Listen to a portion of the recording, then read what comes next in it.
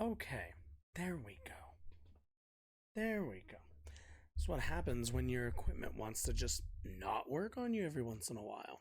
Okay, how is... See, now I have to set everything back up again. Wait. Everything... Okay, everything's still working. Golly. I tell ya. Anyway, hello there. How is everybody doing? Sorry, now I have to like reset everything. Or not reset everything, but now I have to like reopen a bunch of stuff. You know, it's a real struggle here we live. It's a real struggle of a world we live in these days. You know, it's hard out here. It's hard out here. Anyway, hi there. How's everybody doing? Let's do the intro real quick.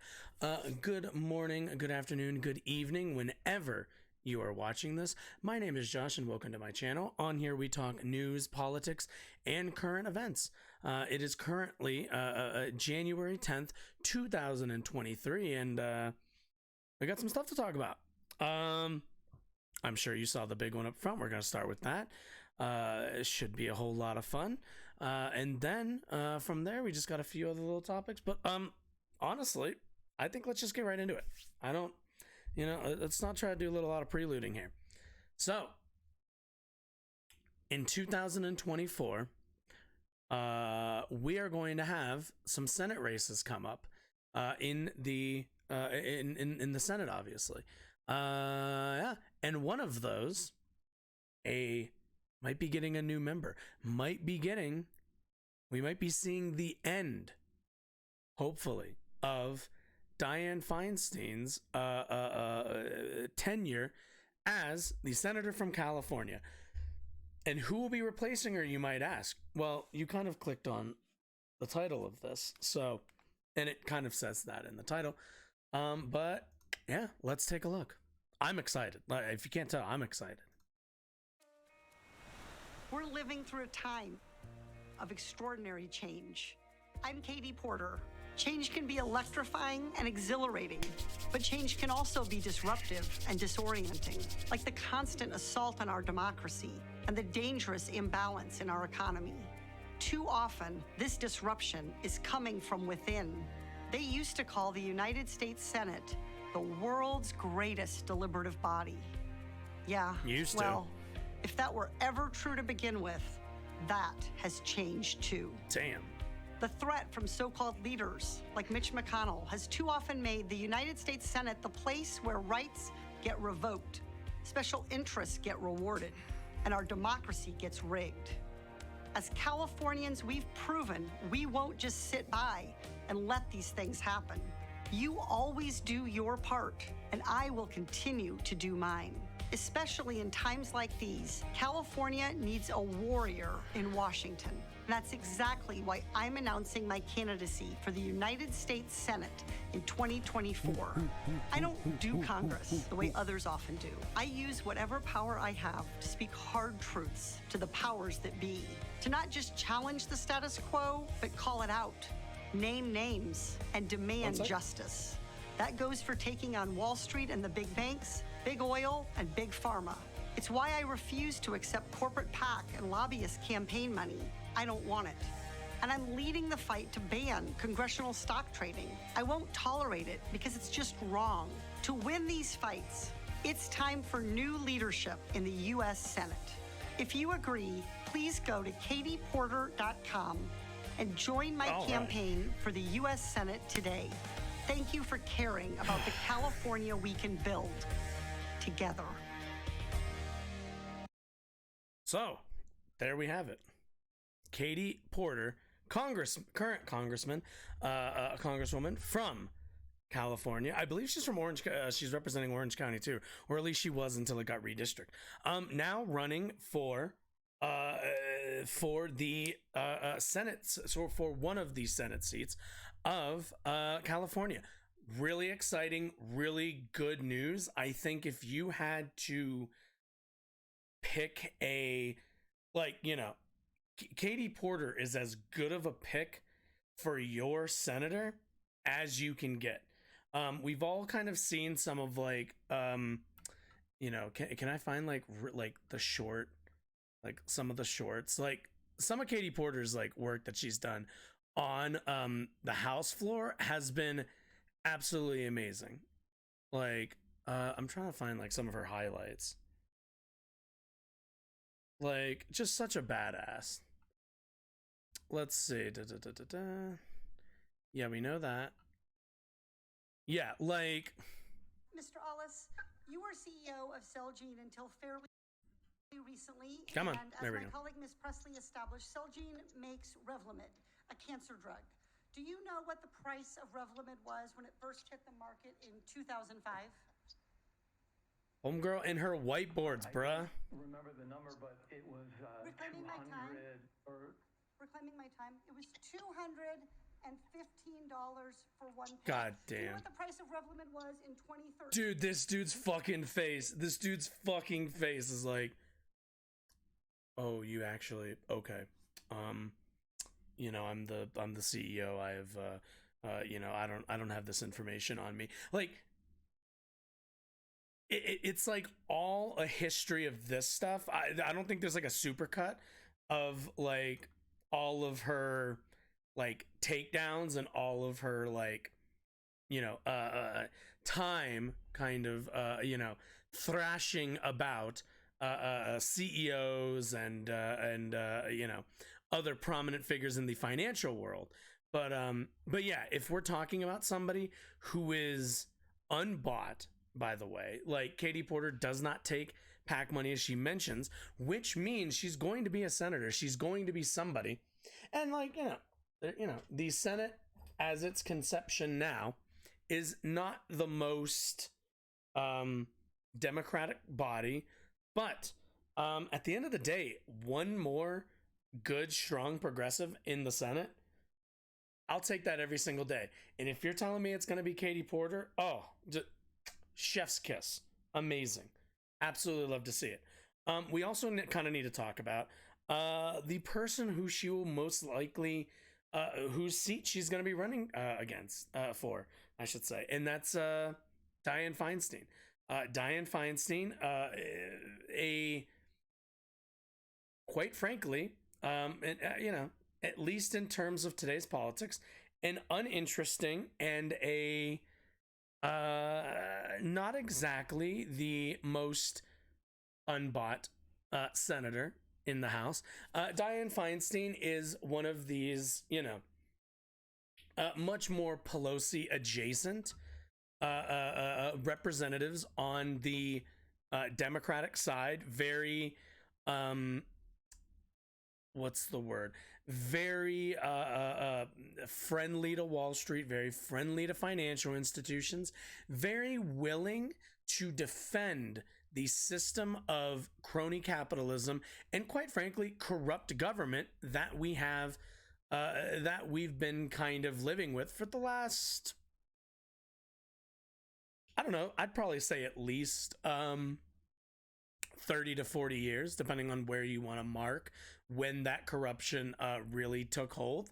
But we're talking about somebody who is now going to be in a much more prominent position, in a much, quite frankly, a smaller pond, and is going to be able to garner a lot more eyes and to garner a lot more support. With Katie Porter in the Senate next to somebody like Bernie Sanders, we have an opportunity as broadly left leaning people, as Democratic voters, as much as a lot of Democratic voters I tend to disagree with on certain things. I don't think their policies go far enough. But Katie Porter is a perfect vanguard for pushing more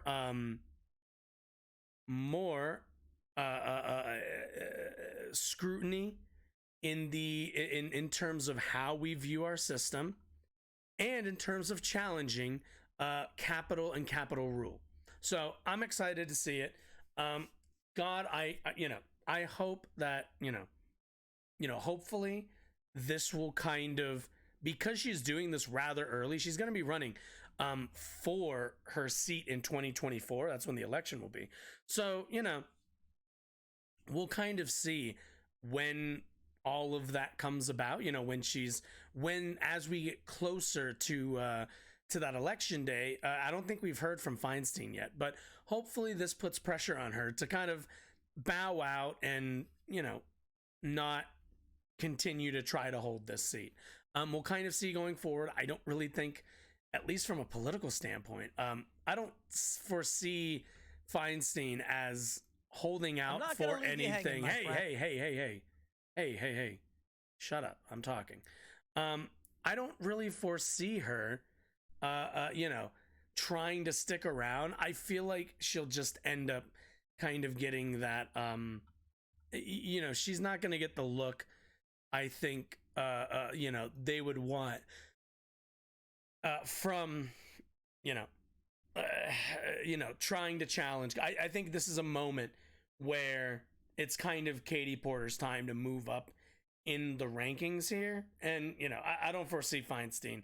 You know, she either gets pushed out because people are like, hey, this is an exciting new candidate. This is somebody who, like, who won her seat in a red district and has held that seat the entire time through. She's shown the rigor to get through not just primaries, but through general election challengers. So, you know, again, like, you know, I'm just excited. Like, I'm excited to see her move up into her, you know, and her to kind of, you know, move into a different space that will give her the ability to, I think, you know, swing around an even bigger stick. So, love to see it. Couldn't be a better pick. You know, if you're a voter in California, you should be excited to have somebody really meaningful to vote for. Right. But so, from one very happy story to a not so fun story. Over the weekend, we had another incident of school violence, this time with a interesting shade to it, an interesting angle. In, I believe it's Newport News. Let me triple check. In Newport News. That looks like the same school. A school in Newport News was the victim of a shooting performed by a 6-year-old. The victim was their teacher. I haven't heard a deep amount of details, so let's just we're gonna learn a little bit of this together. But already, hi River, yes, okay. Anyway, hello. Oh, okay. All the children inside the school have been taken from the room with their teachers and escorted to the gymnasium. Jesus all Christ, safe in guys, there. you're They're out actually here. in there with counselors and officers. They're cutting up a little bit, making fun of each other, and it's good to see them laughing. I want to make sure that they're okay. I just came back and briefed the mayor on what we had, and I went up and talked to a crowd that we had up the street, and understandably so. They're very concerned. You know, if you're wondering, there is only sound even on my ear, so I don't know. This is KHOU. Bringing them up by grade level, and we're having parents with ID work with school officials to get students back with their loved one. That's my number one priority. Can we talk about how, like, I don't know if you guys can make out what this says. It says Happy New Year. Like, only in America do we watch videos of chiefs of police or whatever, you know, reassure parents that kids are safe during a school shooting. Meanwhile, in the background, there's a fun Happy New Year sign, you know, ringing in the new year with another shooting in America and for this community. Well, we did have about 2 o'clock this afternoon. There was a gunshot inside the school here at Rich Neck Elementary. We have an adult female, a teacher who has been transported to a local hospital where she's undergoing treatment. She is considered critical right now. As we continue, we have officers there giving us updates on how she's doing there. It's important to me. But the number one thing right now is to get these kids back with their parents. Like I said, the school is completely secure at this point.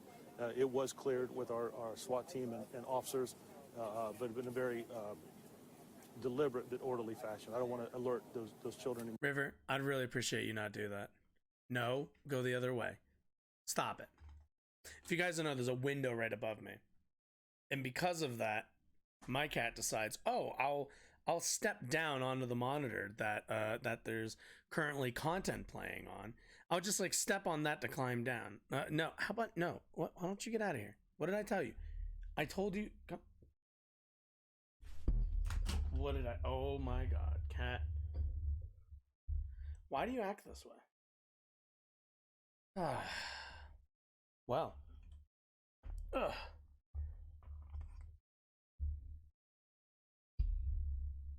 Hello there. Hi. If you're wondering who the culprit of that was that one over there. I don't know if you can hear her, but she's meowing incessantly. Lovely, lovely, lovely. This one's being calm. He's being calm at least. Okay, now I gotta move. Great, now I gotta move this around to move this.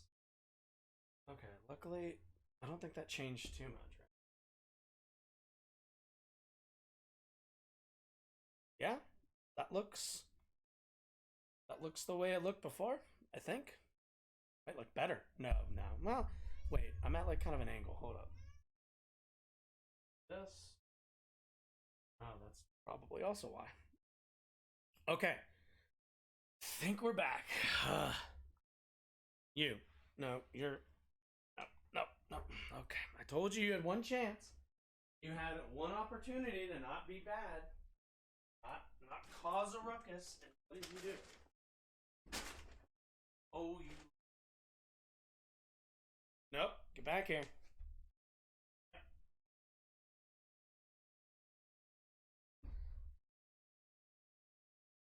Say hello.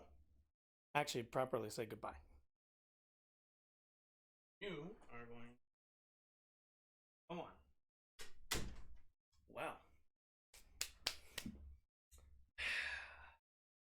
Okay. So that happened.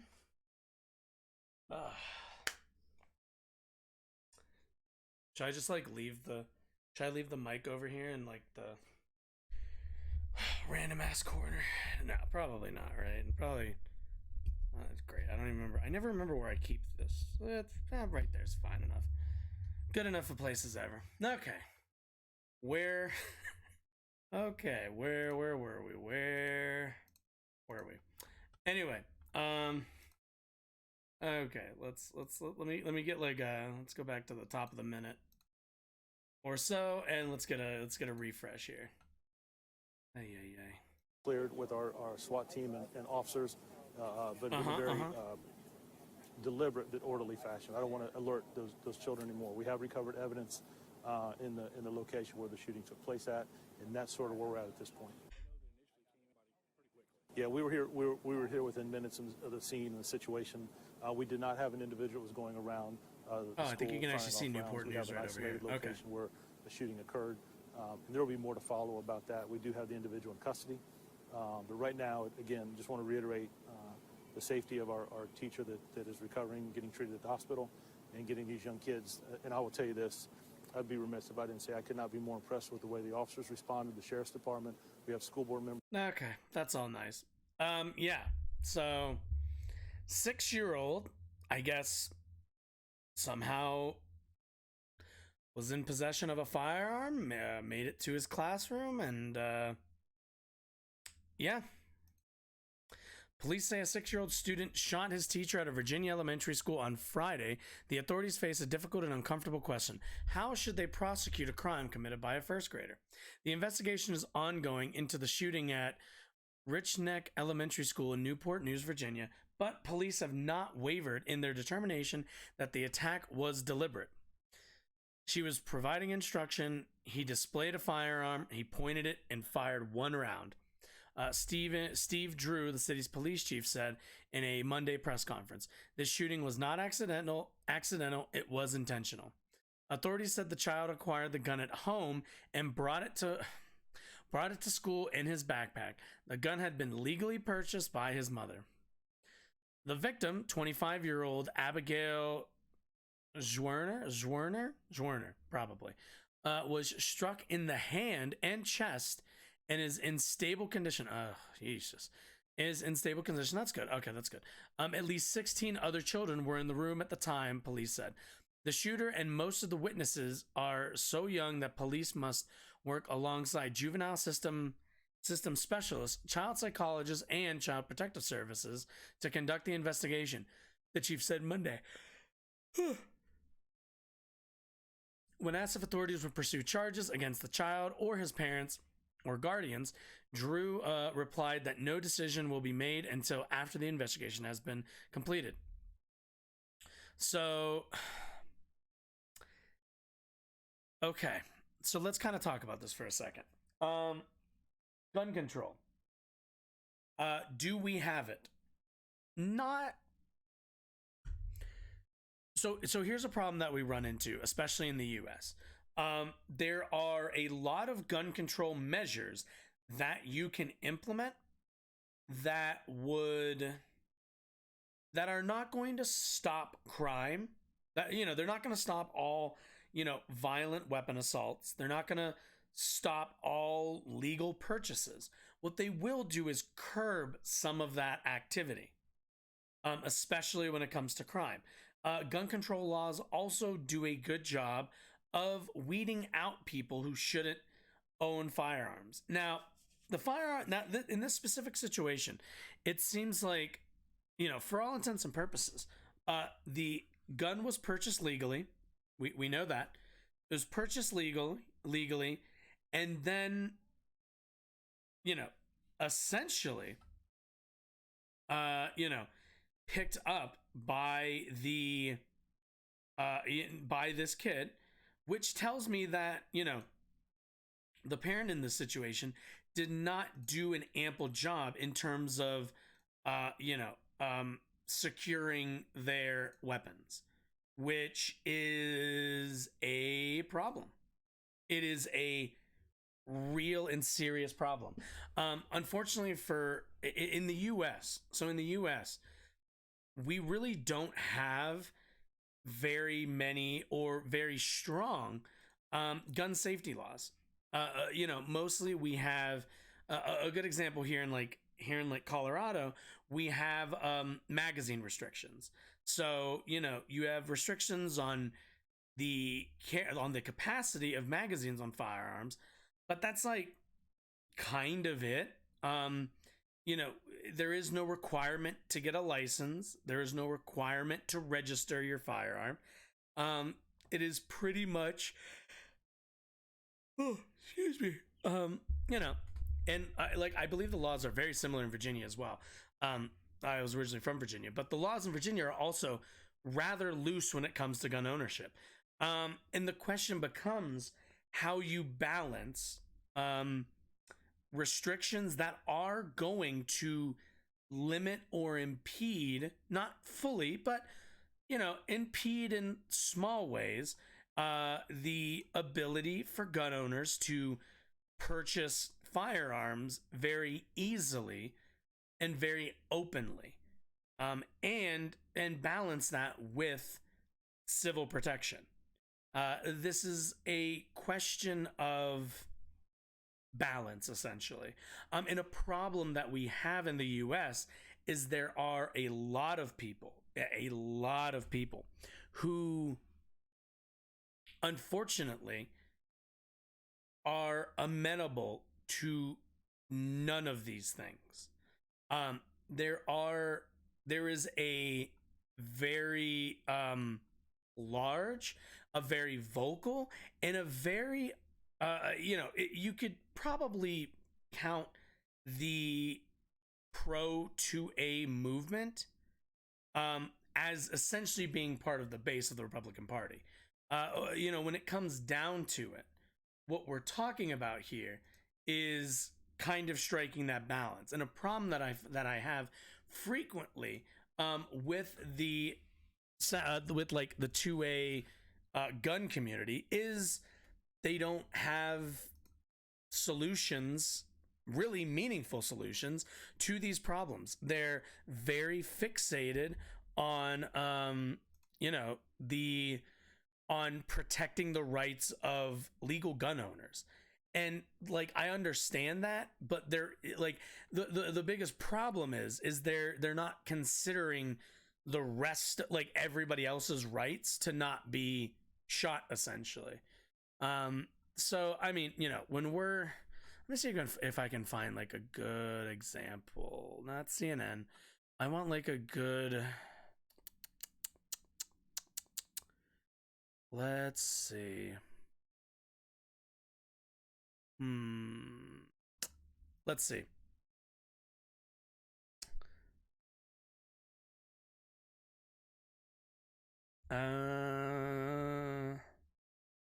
Let's see. Alright. Let's see if this gives me what I'm looking for. Let's see. Virginia Montana secret gun storage law changes. Okay, so like, yeah, so there's gun storage laws that you can absolutely take advantage of. That I don't think restrict people's rights, but is forcing them to act in a certain responsible way. I don't think that's any different on a theoretical level than requiring you to wear a seatbelt when you drive. That's just kind of one of those things where it mostly makes sense. Let me actually, I know where I can, let's see. Come on. No, not at. Whoops. R/. Here we go. How many people are in this? Let's see, New Jersey. This isn't what I wanted. No, sort by new, damn it. Actually, I know. Let's see if Newport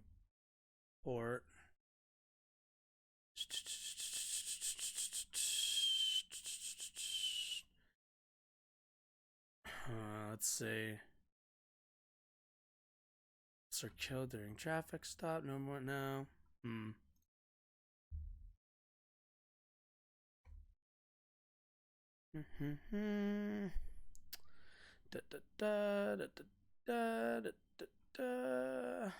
Okay.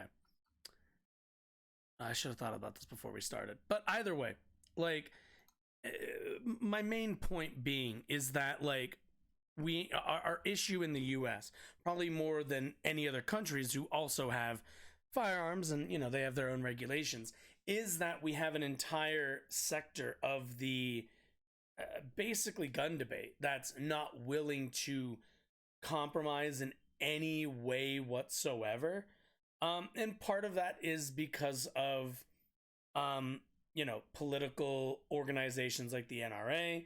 And some of that is, I think, the miseducation of gun owners and of people who care about, gun rights. At the end of the day, you've got to balance, like, for people who are into that sort of stuff, there needs to be a balance. And you can't have that balance when one side is just not willing to even come to the bargaining table to a degree. But let's keep reading though. Let's see. Obviously, this is a tragedy on every level, said Julie Ellen McConnell, a law professor at the University of Richmond who directs the school's children's defense clinic. All 50 states, including Virginia, have a juvenile justice system. But with a child so young, traditional principles like punishment, accountability, and rehabilitation don't really apply, McConnell said. As a 6-year-old, he just doesn't have the intellectual capacity to even understand how to form the intent to commit a crime like this. Virginia law does not set a minimum age for criminal defendants. The state's juvenile detention facilities have a minimum age of 11. But very young children are generally protected from criminal prosecution under a legal doctrine called the, quote, infancy defense. Criminal defendants must be found competent to stand trial. Such a determination would be challenging to make about a 6-year-old. Instead, authorities may pursue a child in need of services petition, she said. Such a declaration would allow a court to order social services, including counseling. The child's parents could face liability. The firearm used in the shooting, a 9mm Taurus handgun, had been legally purchased by the child's mother, police said Monday. The gun had been stored in the family's home, police said, though they declined to share further details about how it was secured or how the child knew where the gun was. Something tells me that means that it wasn't secured very well. There, the child obtained the gun placed in his backpack and brought it to school. Chief said, in Virginia, a historically permissive state for gun policy, it is a misdemeanor to, quote, recklessly leave a loaded, unsecured firearm in such a way that it could cause injury to a child under the age of 14. The price is, hey, dogehype.com. Ooh, that sounds really cool. Goodbye. Love when people do that. Anyway, the status is designed for situations in which a child harms another child, experts said. In this case, the victim was a 25-year-old. Jesus. However, allowing the minor to access that gun, leaving it unsecured, certainly could have endangered the life or limb of that child himself, said Allison Anderman, a senior counsel and director of local police at Giffords Law Center. So I do think that this is a law could be used to hold accountability to the parents, to hold accountable the adults. So a lot of places have these laws, and like, not to say that the laws don't exist. Unfortunately, like, it's really hard to like enforce a lot of these until after like a shooting or after the fact. In terms of like preventing this stuff, as a good example, I want to say it's Japan. I could be wrong, but from what I've heard, in Japan, their gun laws work in a way where their storage laws specifically, if you want to actually own and like own a firearm in your personal house, they like the authorities come to your house. I believe it's like every year to inspect how you're keeping the how you're storing the firearm, and if those pass regulations, then you're allowed to keep your firearm in your home. If not, it has to be stored off site at like a range or somewhere else. I think that's pretty fair. In terms of being like, hey, look, you need to store this in a safe way, or you're going to need to put it somewhere that isn't a safe place. And especially in America, we have public armories. So there's no reason why you couldn't find a perfectly affordable way to store your weapon. Even if we were giving people vouchers or some kind of like, a tax rebate or something to tell people, hey, look, this isn't coming out of your own pocket. This is a society, like we as a society have a interest in making sure that your firearms are kept safely. I see no reason why, if it's not going to come, even if we have to subsidize that cost, I'd be comfortable with that. Let's see. Otherwise, prosecutors may be left to draw on the state's criminal neglect statutes to bring a case against a parent, McConnell said. The child is currently receiving treatment at a medical facility under an emergency court order, police said Monday. A judge will determine if we continue with that temporary detention order. If treatment or evaluation continue, or what the next steps may be. So, yeah, when it comes down to it, we need, I think, it's pretty reasonable. I think it's pretty reasonable to say that we need not just better laws in place to punish and to, incentivize people to, carry and own firearms in a responsible way. I think we need to do a lot better at preventing this sort of stuff, which is going to, as far as I'm concerned, which means maybe implementing that, there is an inspection the same way you have inspections done on your car every year. And even every year, I don't know if that's necessarily necessary. Even every 3 to 5 years, I think would be reasonable. But something that's a little bit more, that can catch this stuff earlier than after somebody's been shot. At the end of the day, we want to prevent as much as we want to incentivize through possible punishment. We also want to prevent this sort of stuff through just better regulation and better upkeep of our society. So yeah, I mean, there's more that we could be doing, absolutely. It's just kind of all about what's it called? It's kind of just all about like how you treat it, basically. But anyway, whoa, what is happening? Oh, okay. I'm confused. Here, let me do this. Chat's being very weird. There we go. That should fix it, right? Yeah.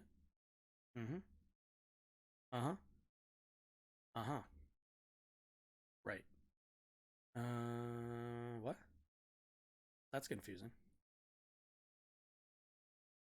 So, man, the internet's there's one thing I've learned.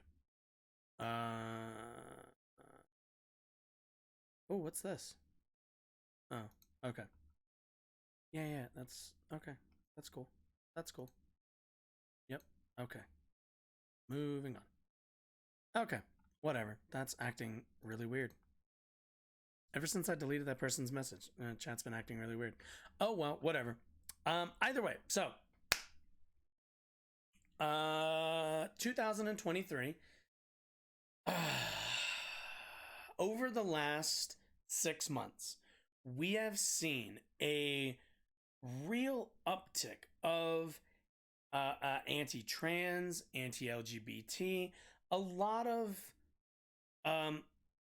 very sussy laws, and a lot of very I think a lot of laws being passed on the culture war.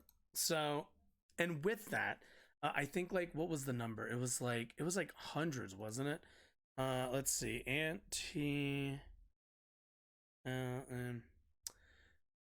laws. Let's see, 2022. Let's see, nearly 240 were filed. Now, obviously, that's not everything that gets through, but that should give you an idea as to where legislators' heads are at in terms of where their priorities are and kind of where they're thinking their voters are. And I guess apparently in Arkansas, they are attempting to reclassify drag shows as adult-oriented businesses, and which obviously this is kind of this is going to be a continuation of their kind of war on drag shows, because think of the children. So we haven't really watched a lot of Tim Pool here, so I feel like this is gonna be loud, so let me turn this down for a second. So yeah, let's gotta check in to see what's going on. Why am I yawning so often? Golly.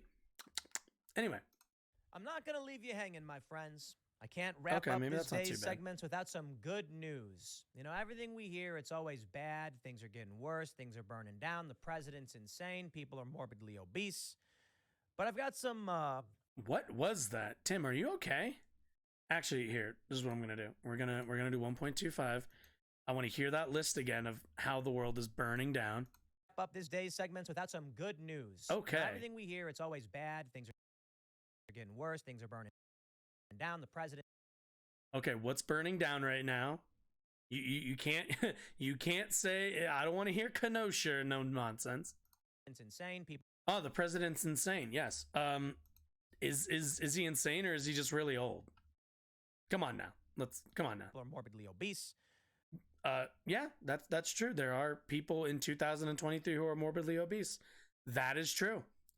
There were people who were morbidly obese in the 1990s and in the 80s and probably in the 70s. It's always been people like that. It's just kind of a thing that happens. I don't see how that's okay. But I've got some. I just thought about this. Does he like read news from his own news site? Is that what Tim Pool? Is that what this is? I kind of I was glancing at this and I was like, is this his header? But no, this is his website. He just writes his own articles, or at least his website writes articles that wow, man, I've heard of an echo. I've heard of echo chambers, but this is impressive. This is I built the echo chamber. This is echo chamber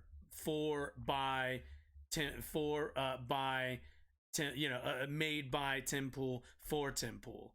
Jesus. Positivity, a white pill to send your way. Arkansas white bill pills now would formally classify drag performances as adult-oriented businesses and ban children from attending. Well, all right. Cool. That's good news. We were recently talking to some activists here. I love anti-freedom. If only we had legislation behind us, the police could go in and start shutting these things down and arrest. It's not like you didn't have 240 filed bills. Calm down.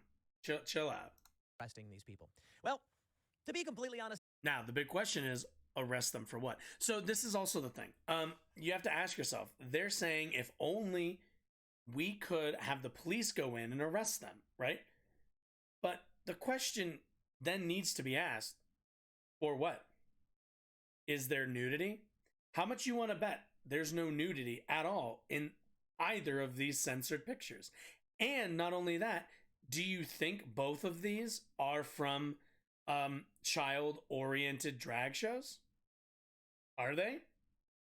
Is that left picture, which, by the way, if that's an outfit of a if that's an outfit, actually, even better. Let me. Oh, my mouse is dead for a second. Wake up.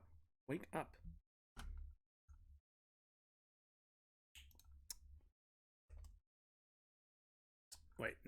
Sorry, give me 1 second. Let's do this on Google, because let's see. Was there a women's match this past week? I'm pretty sure there was. Oh, I know exactly who to type in.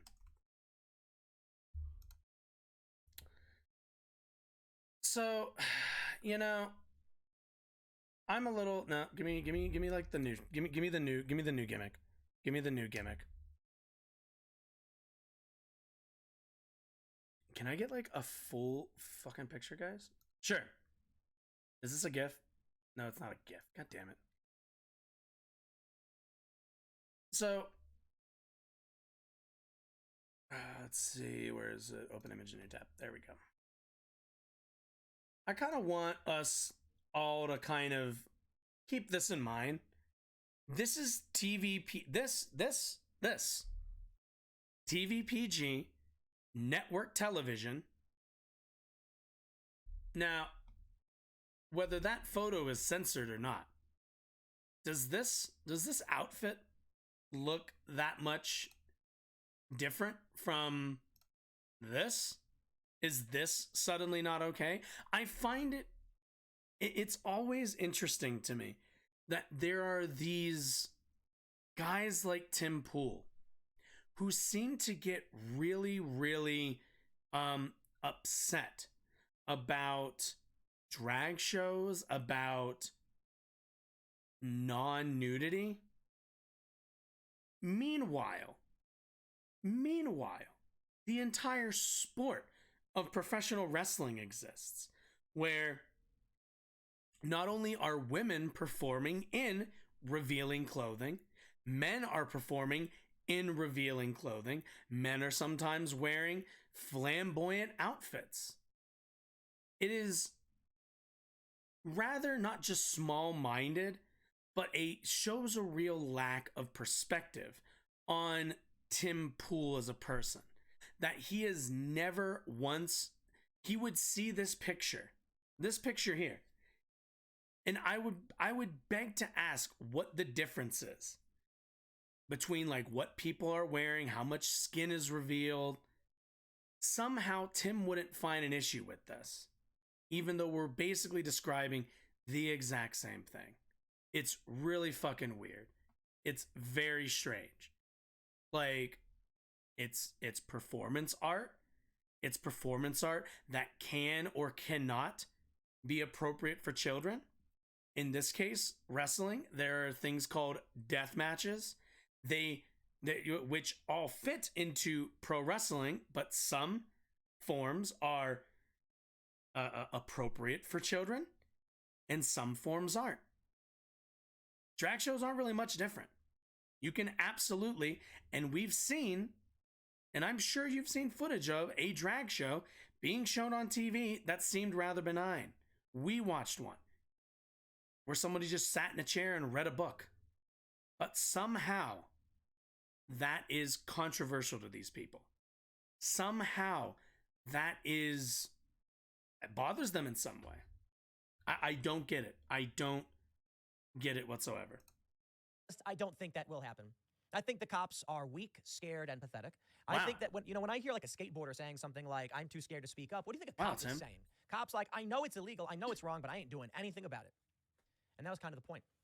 The point was, well, the reason why cops don't really mess with skaters a lot of times is mainly because you seem like an asshole, A. But also, it's really not like, skateboarding does not have a negative impact on society or a community any more than biking would. So, like, there's a reason why the cops aren't really worried about it. And it's also the reason why cops don't arrest people at drag shows, because nobody is forcing anybody who doesn't want to be there to be at a drag show.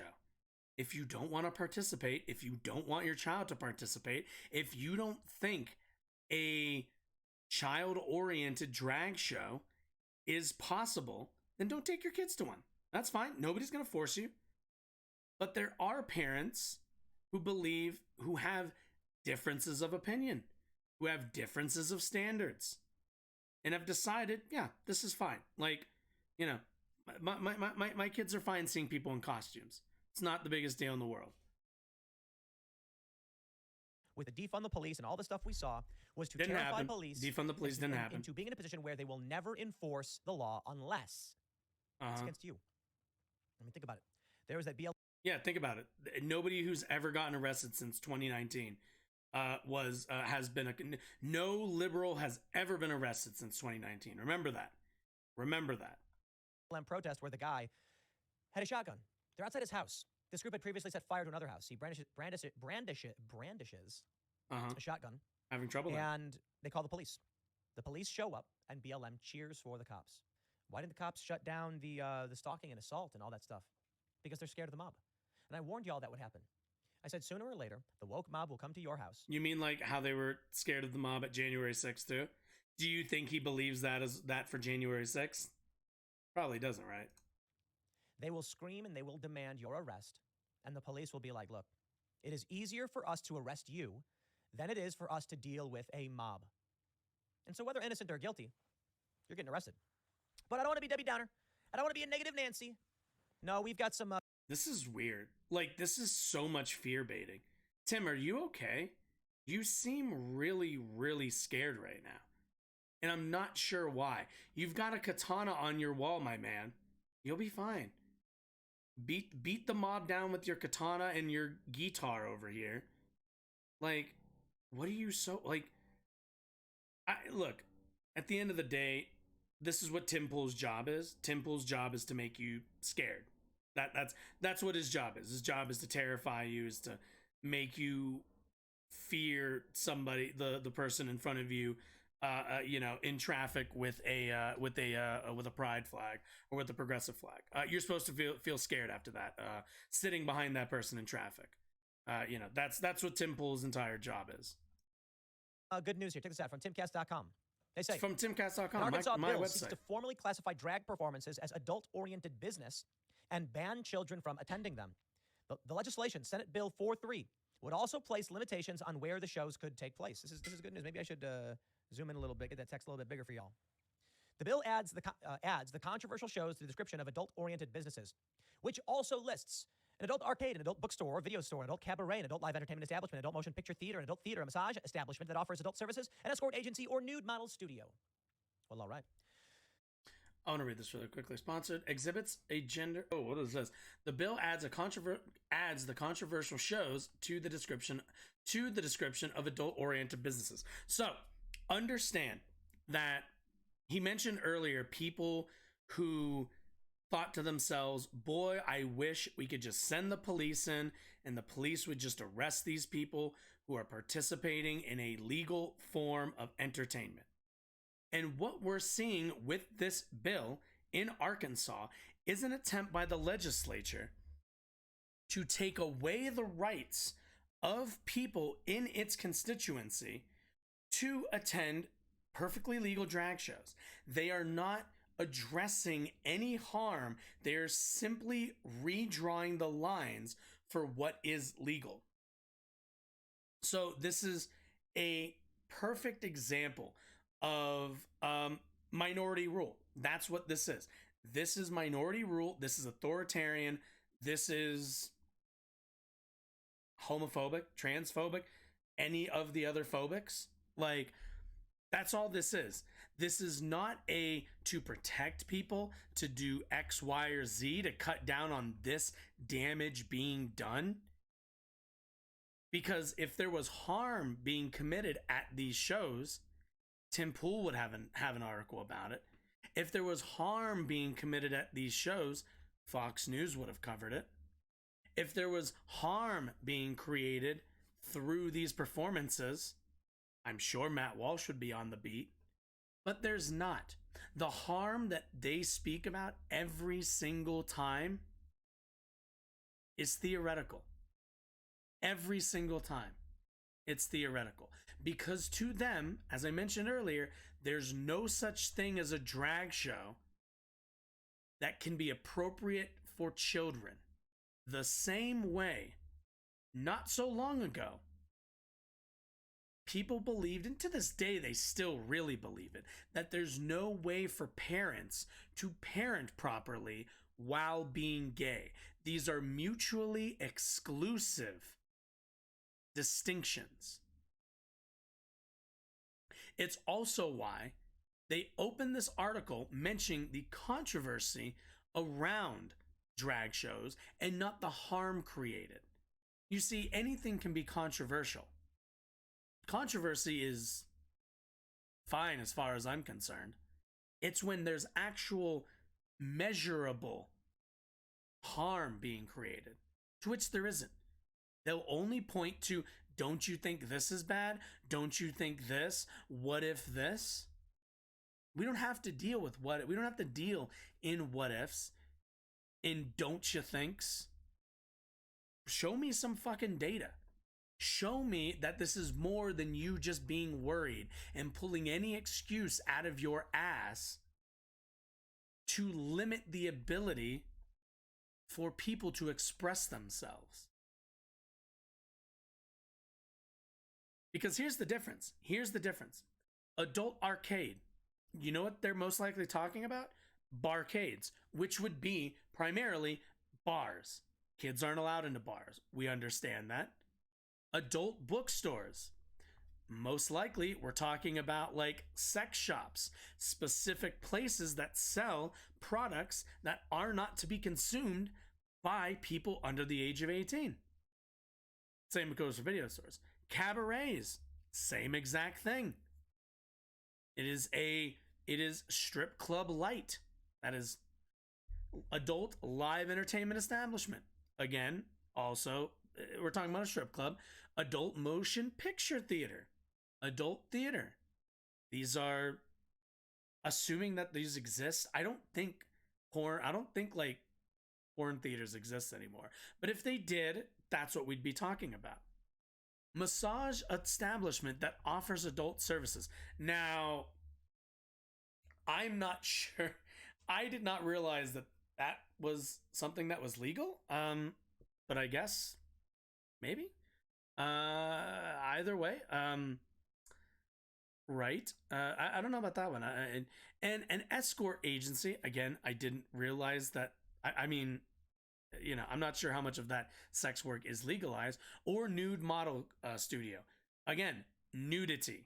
We gatekeep nudity behind, you know, becoming 18 years of age. So what are we, again, all of the things that they've listed on here are things that we've decided there's a legal threshold to attain some of these because they create harm for children after a certain, you know, if they're consuming this sort of stuff at a certain age. We don't have that for gay people existing, for trans people existing, for queer people being around children. So, you know, there's a reason why the Don't Say Gay bill is labeled the way it is.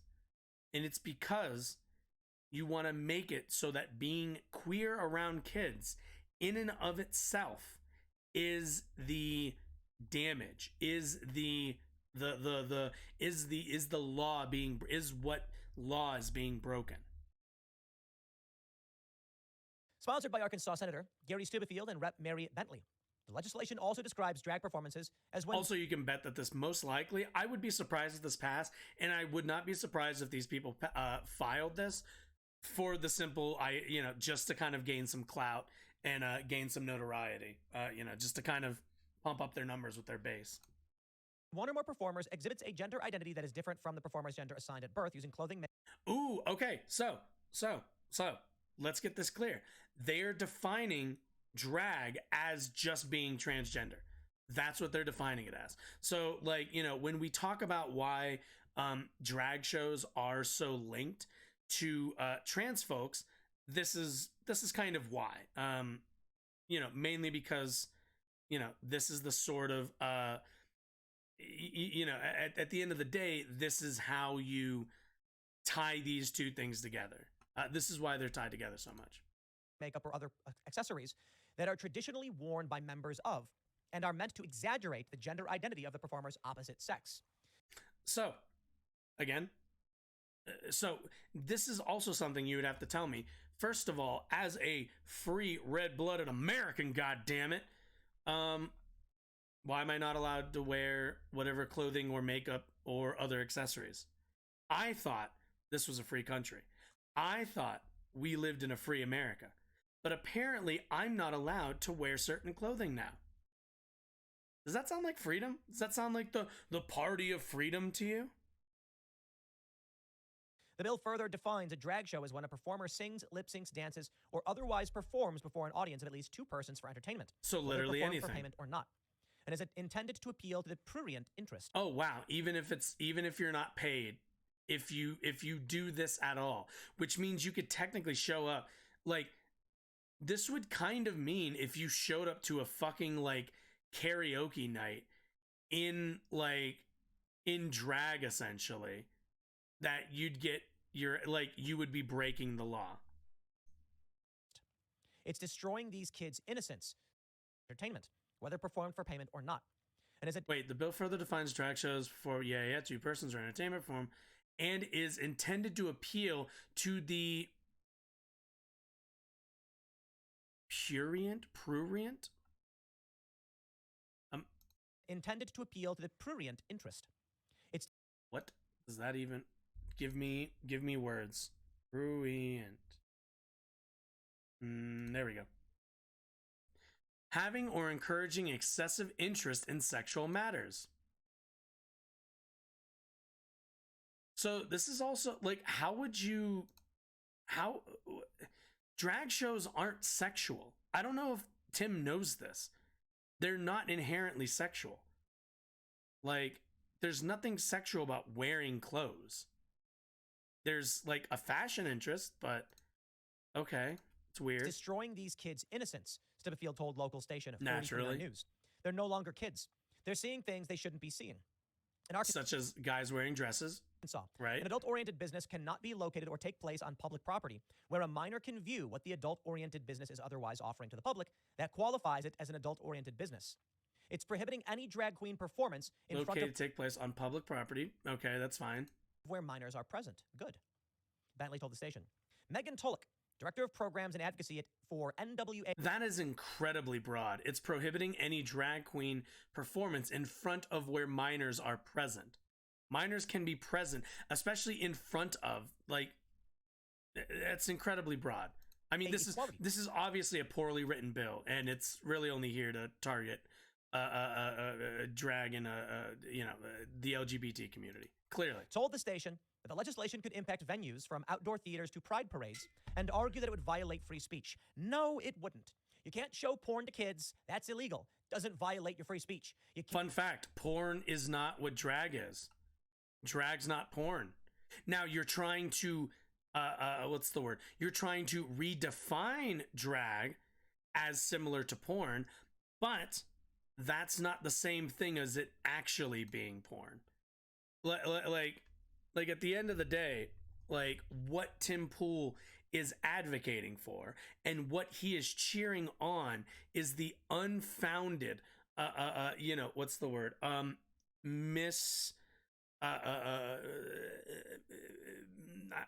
guess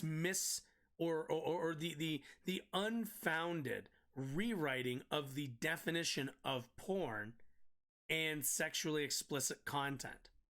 This isn't it. Drag shows have never been considered sexual unless you're going to, and again, what we're talking about here is like not all drag shows are, some can be, sure, that's fine, some can be, but like movies, drag shows can be kind of whatever you want them to be. They're rather open performances. This is no different than screechy parents in the 80s and the 90s bitching and moaning and claiming that they're trying to protect the kids from violent video games. That's all this is.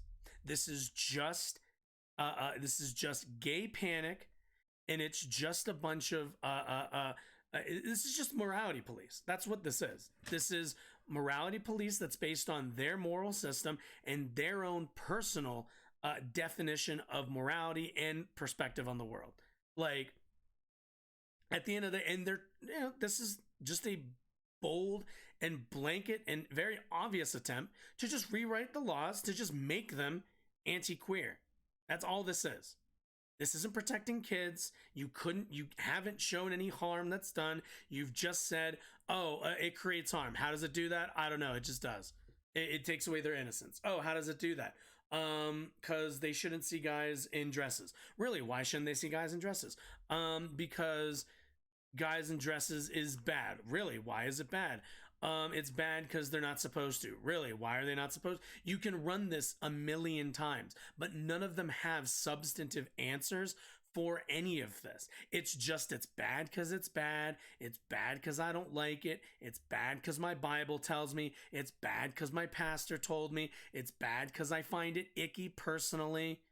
Like, get over yourselves. Like, please, kindly, get the fuck over yourselves. Can't put up porn on a big sign and wave it around. That's not free speech. Interestingly, though, some would argue it is. I find the debate to be very, very interesting, but we have a line. And that line is, some things are inappropriate and we accept them. But this is an interesting point, right?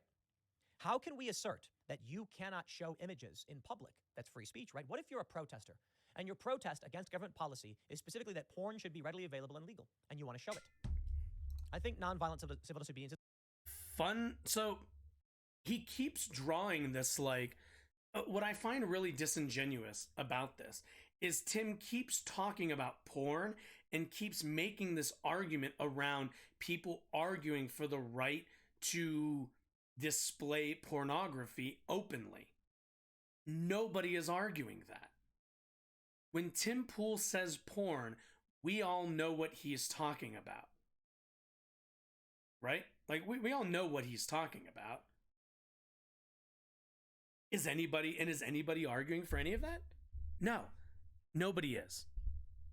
at the end of the day, just because there are drag shows that are oriented to be family friendly does not mean that the same people who attend those show their kids porn.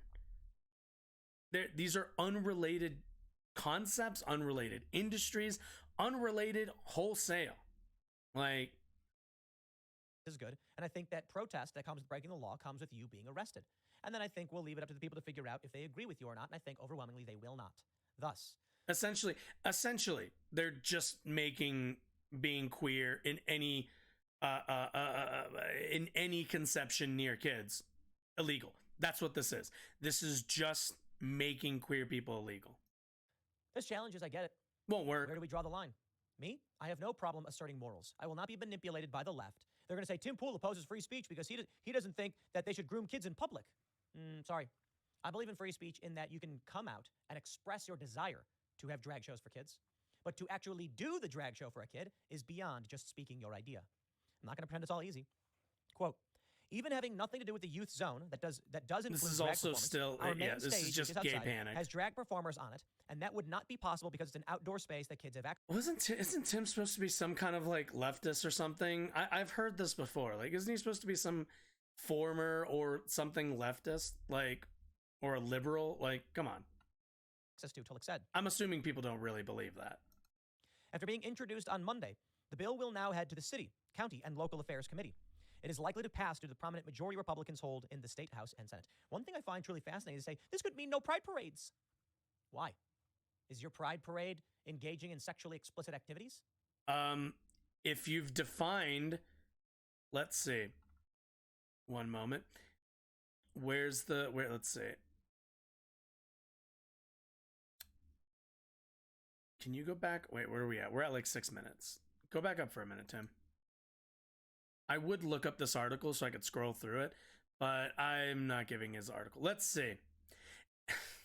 Sponsors of the bill describe drag performances as when one or more performers exhibit a gender identity that is different from the performer's gender assigned at birth, using clothing, makeup, and or other accessories that are traditionally worn by members of and are meant to exaggerate the gender identity of the person's opposite sex. That is just a long-winded way of making not trans people illegal, but any outward expression of trans identity legal. If a trans person showed up to Pride in clothing, makeup, or accessories that express their identity that is in line with the gender of their choosing, that falls under this definition. Definitionally, that person, if there are children present at Pride, is breaking the law under this. Now, I don't even know what to say. Honest to God. This is as transphobic as I think it gets in the country so far. I have not read a bill that's as targeted as this is, in quite a while. We've had a lot of bills be filed. I don't think too many of them have passed. I don't actually know if this will pass. This is written very broadly.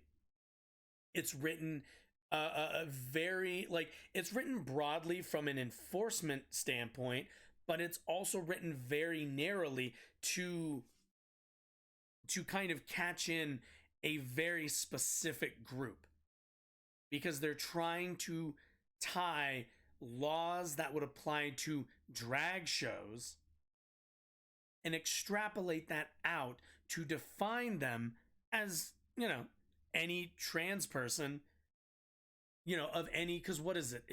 Doesn't it say otherwise performs before an audience of at least 2 persons?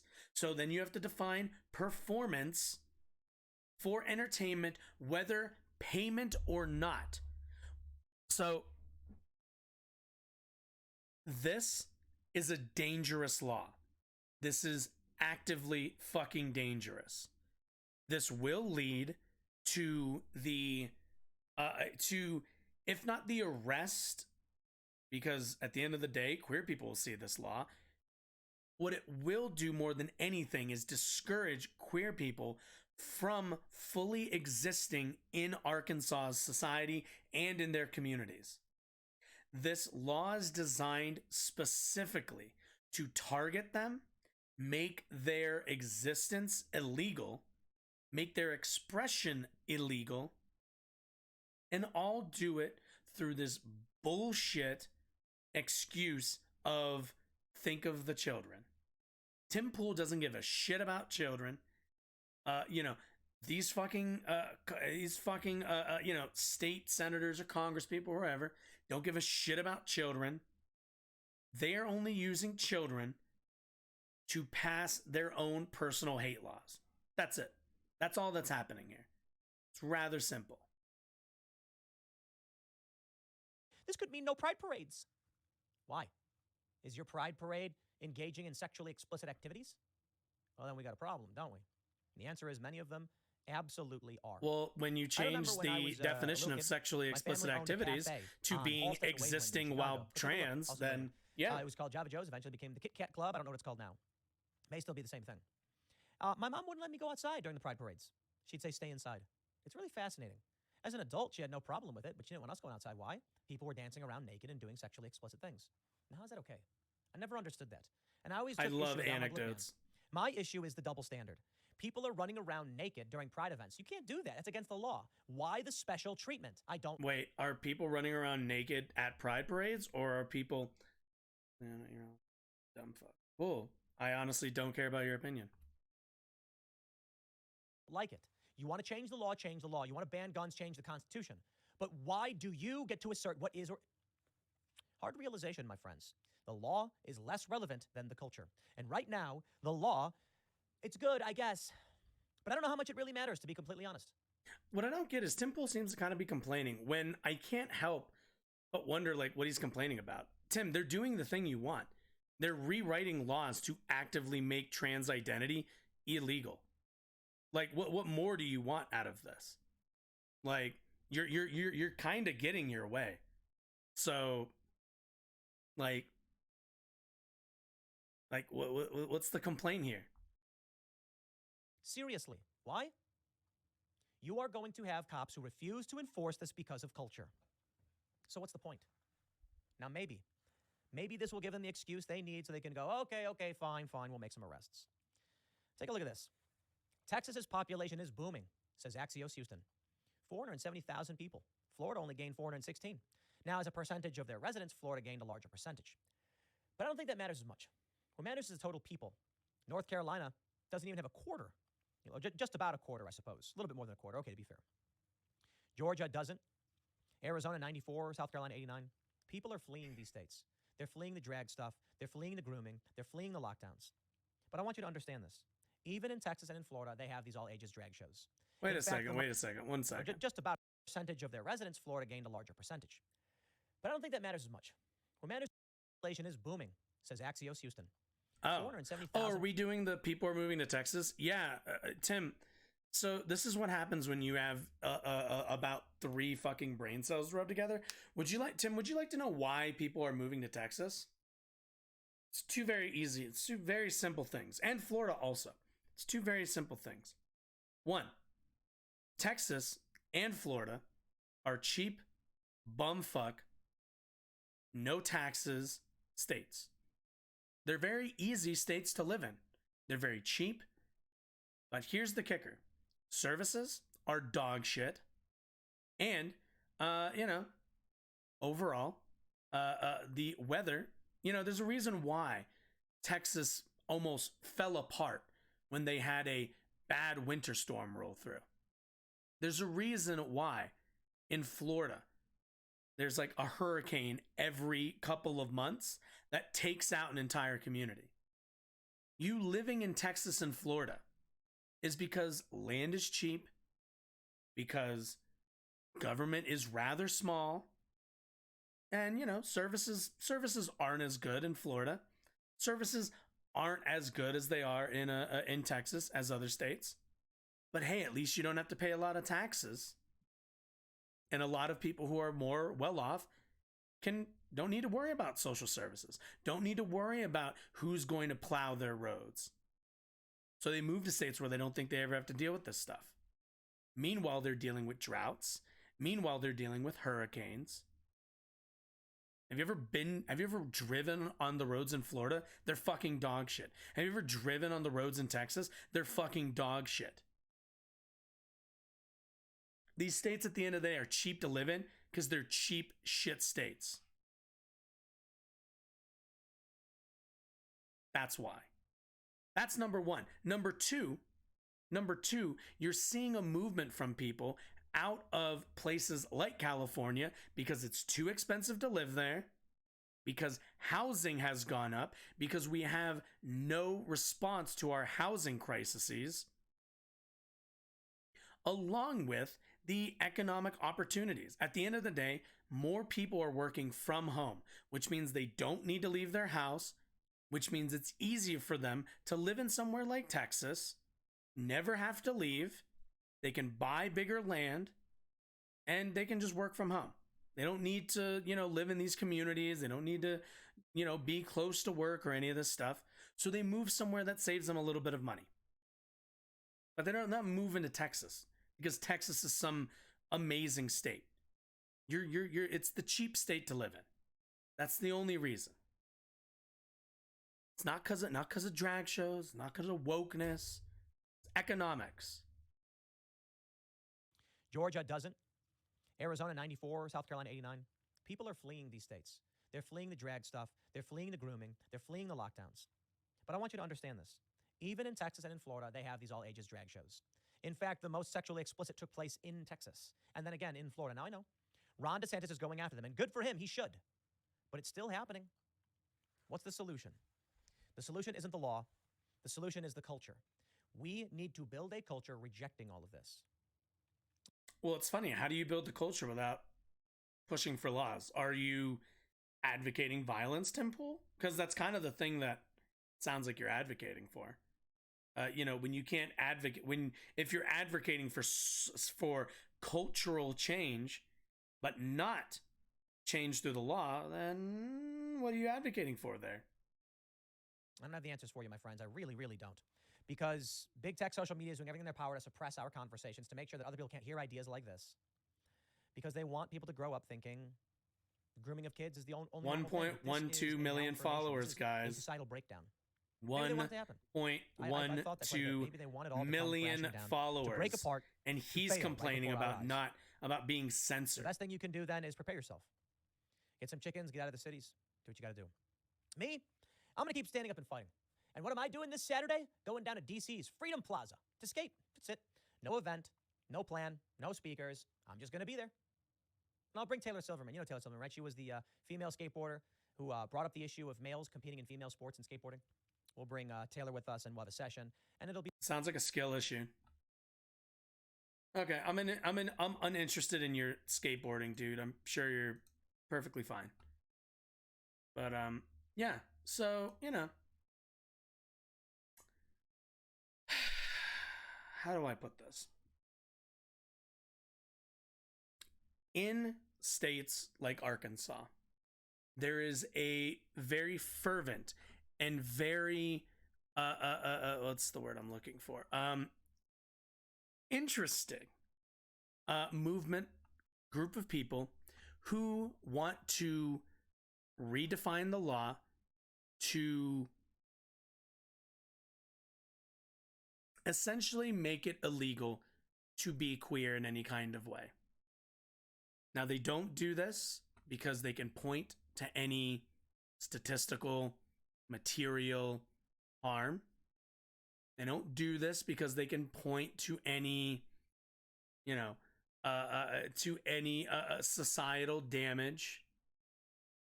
If they did, then we'd probably have to talk about it more.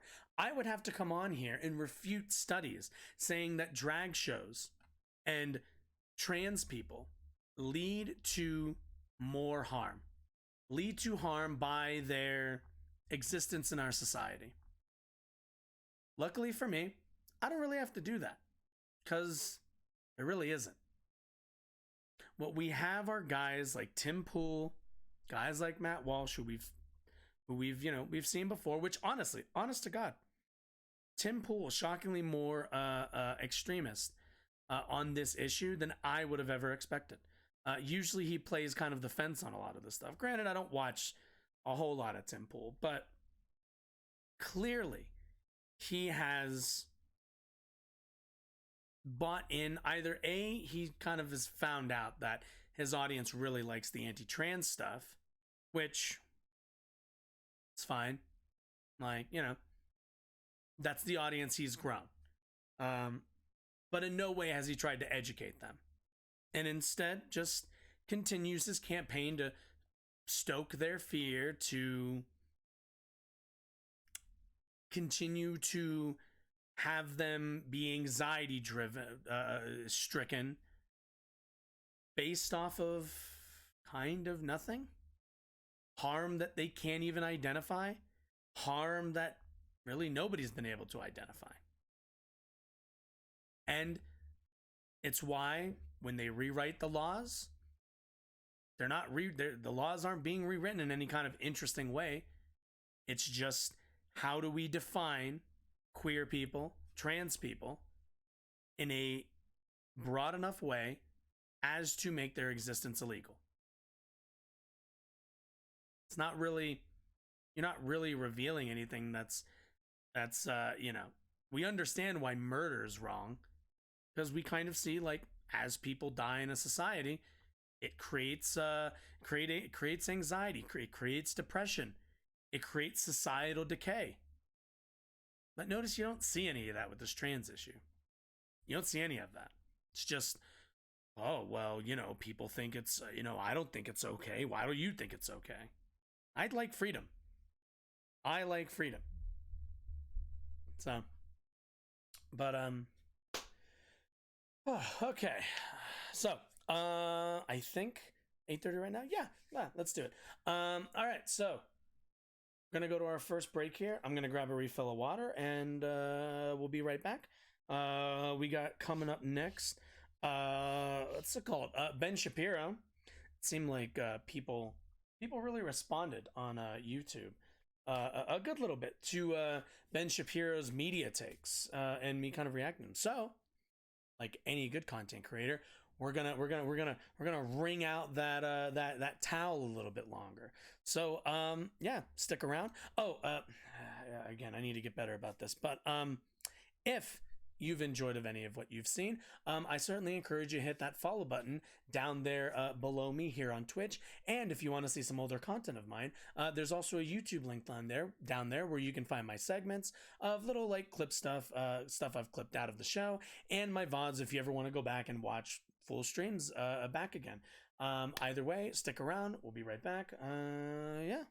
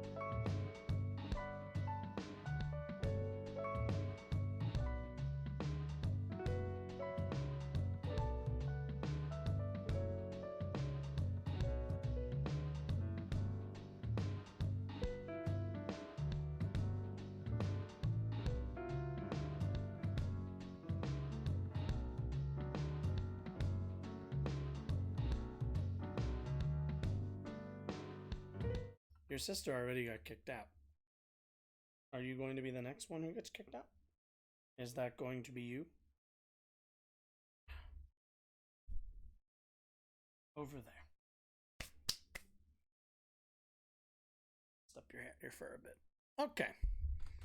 Anyway, so Ben Shapiro, resident film reviewer, media critic. So I think, what was it? Maybe a stream or two ago? What are you doing? Okay.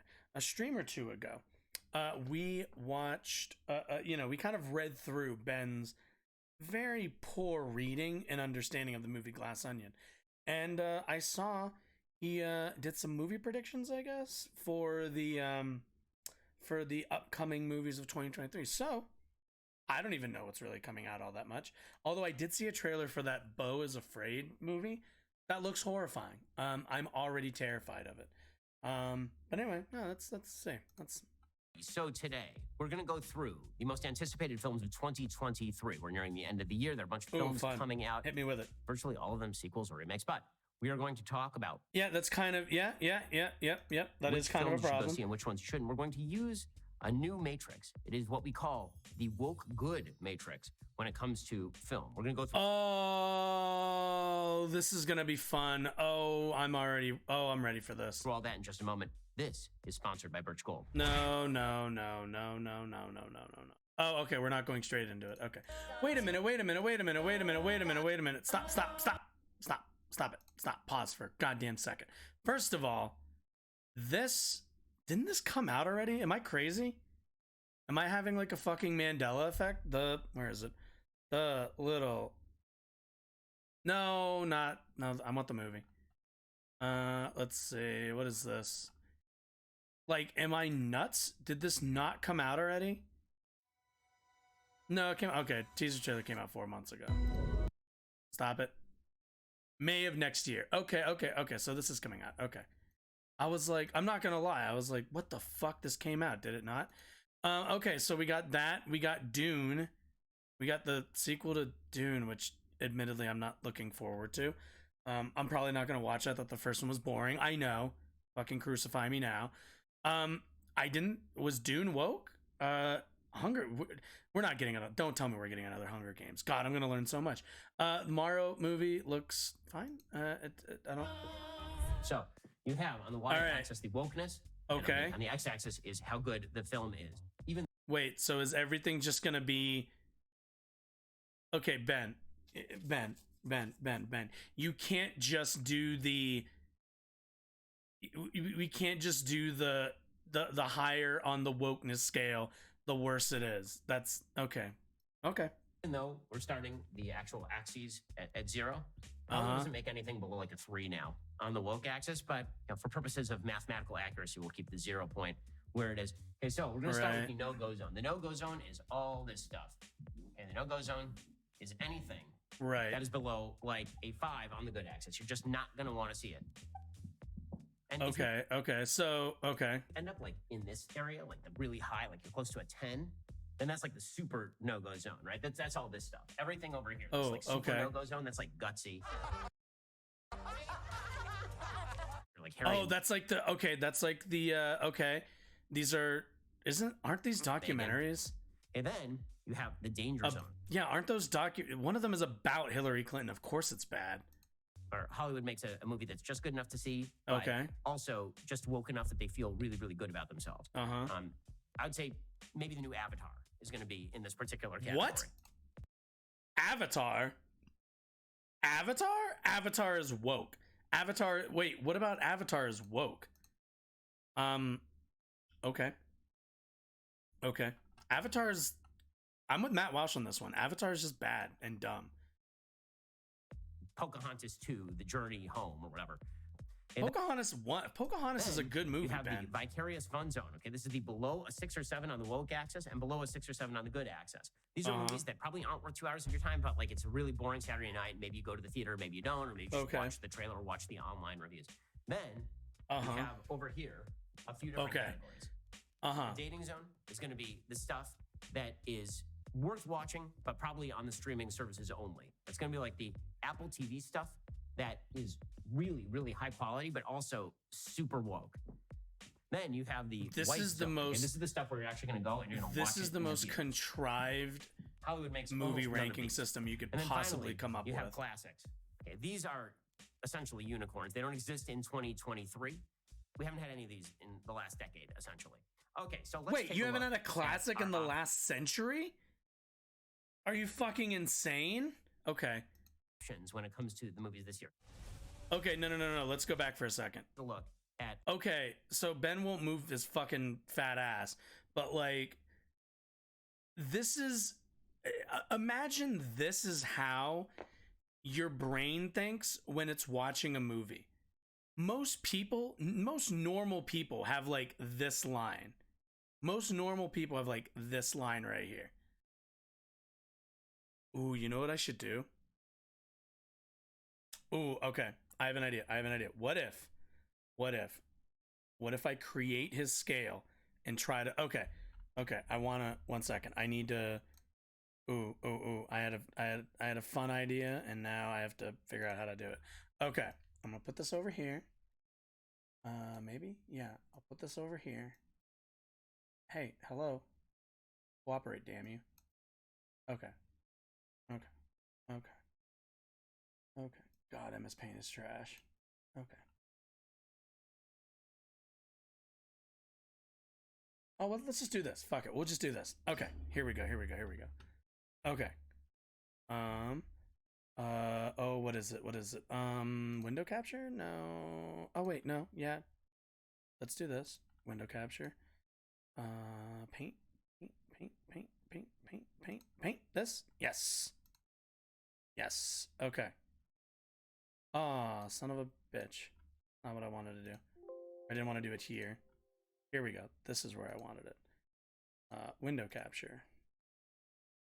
This. Paint. Yes. Let's. What do you think? Let's like. Oh God, that's tall. That's what she said. Let's do this like. Let's do this like here, maybe.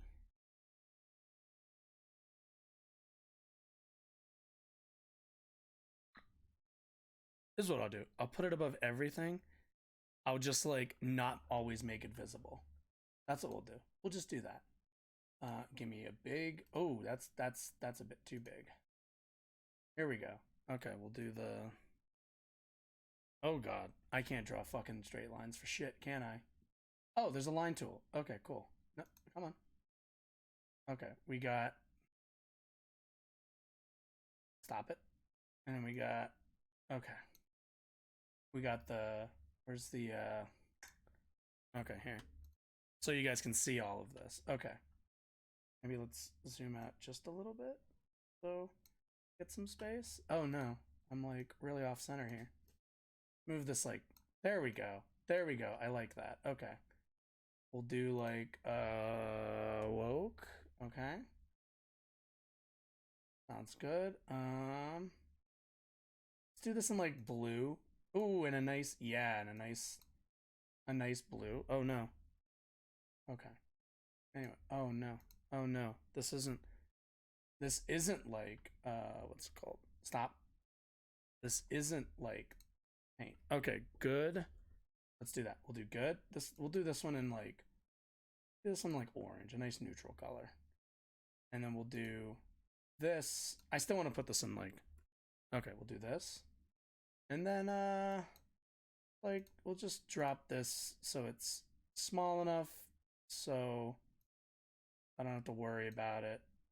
Okay, there we go. We're good. All right, wunderbar. All right, phenomenal. Okay, cool.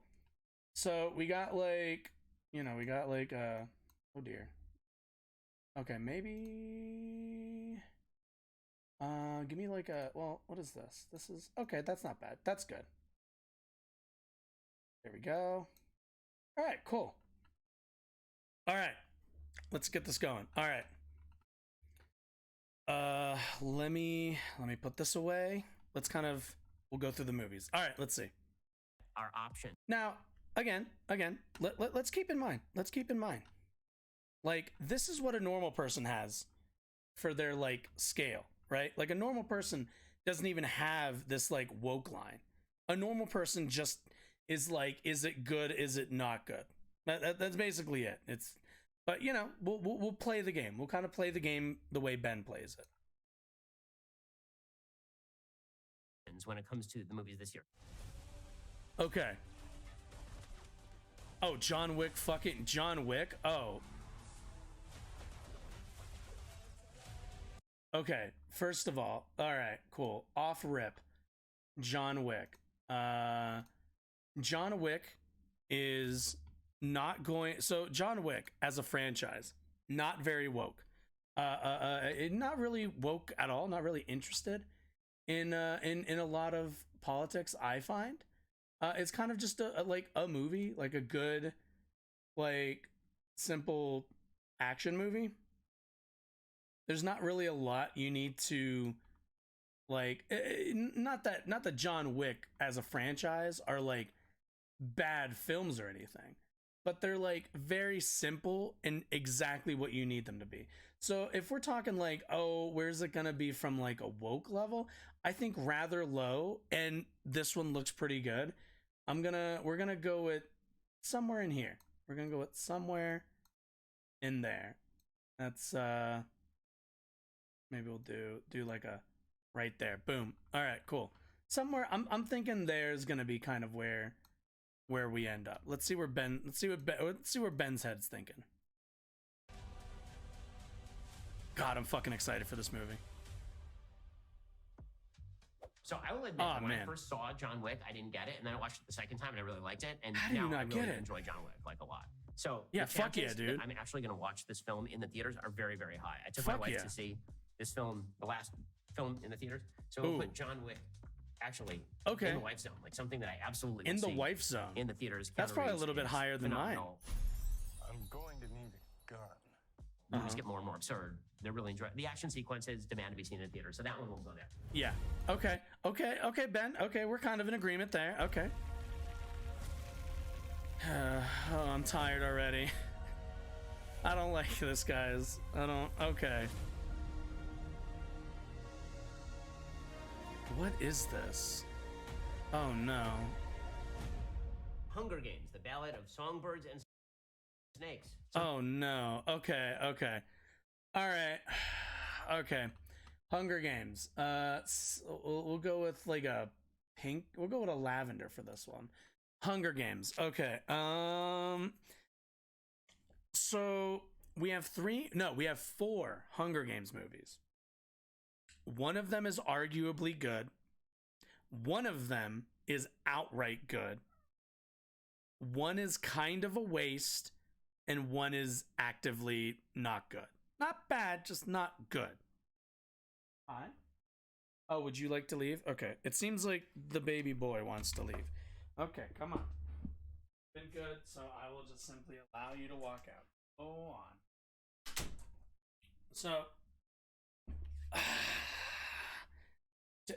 So, you know, I mean, especially since the last one is the least good out of all of them. The last two are easily the least good out of all of them. The second one being the undeniable best one. And like Hunger Games as a franchise is, I probably should add tick marks, shouldn't I? Let's add tick marks really quickly, so we kind of have an idea of like that's like a 5. That's like a 5, just so we know kind of where we're at. So like, if you're asking me how woke I think, I haven't read the book. I have not read the book. I haven't read any of the books. I'm probably gonna go with it's probably like down the middle-ish in terms of because the Hunger Games franchise overall is decently anti-capitalist, but not super. I think in a really nuanced, interesting way. In terms of will it be good? That's where I'm waning a bit. I feel like we're looking at it, honest to God, like right here, just right dead ass in the middle. Hunger Game. Oh, nope, that's not how you. That's not a G. Should I make this bigger? Let's make this bigger, shall we? I feel like this is small for you guys. There we go. Hopefully, yeah. Okay. Hunger Games 4 also. We got another 4 in the thing. Okay. So yeah, I mean, look, it's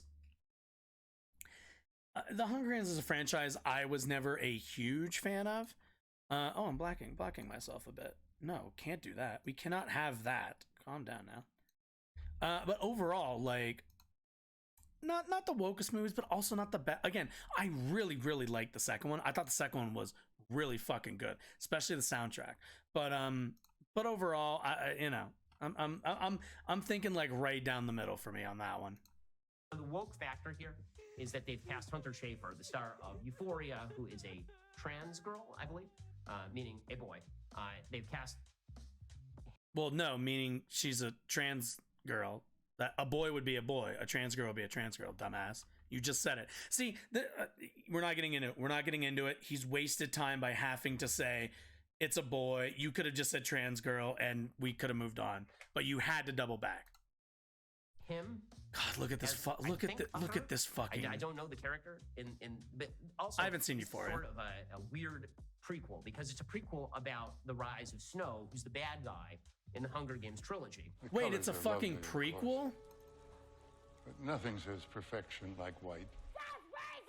Jennifer Lawrence is not in this one, despite the fact that she says that she is the first female-centered movie in Hollywood history, which comes to shock to literally all of Hollywood history. I remember when I was doing Hunger Games, nobody had ever put a woman in the lead of an action movie.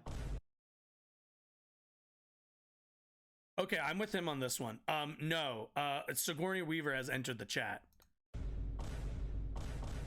Man, James Cameron. Yeah, also Kill Bill. I mean, I guess she's never seen a movie before. It's weird. But anyway, she's not in it, so it's weird that her picture is not. But in any case. Oh, wait, she's not even in it? It's a prequel? Oh, no. Okay, no. No. Okay, I'm amending this. I didn't know it was a prequel. Okay, no. Not that Jennifer Lawrence is like a make it or break it, in my opinion, but no. This is like definitely gonna be worse. And probably gonna be a little bit more woke.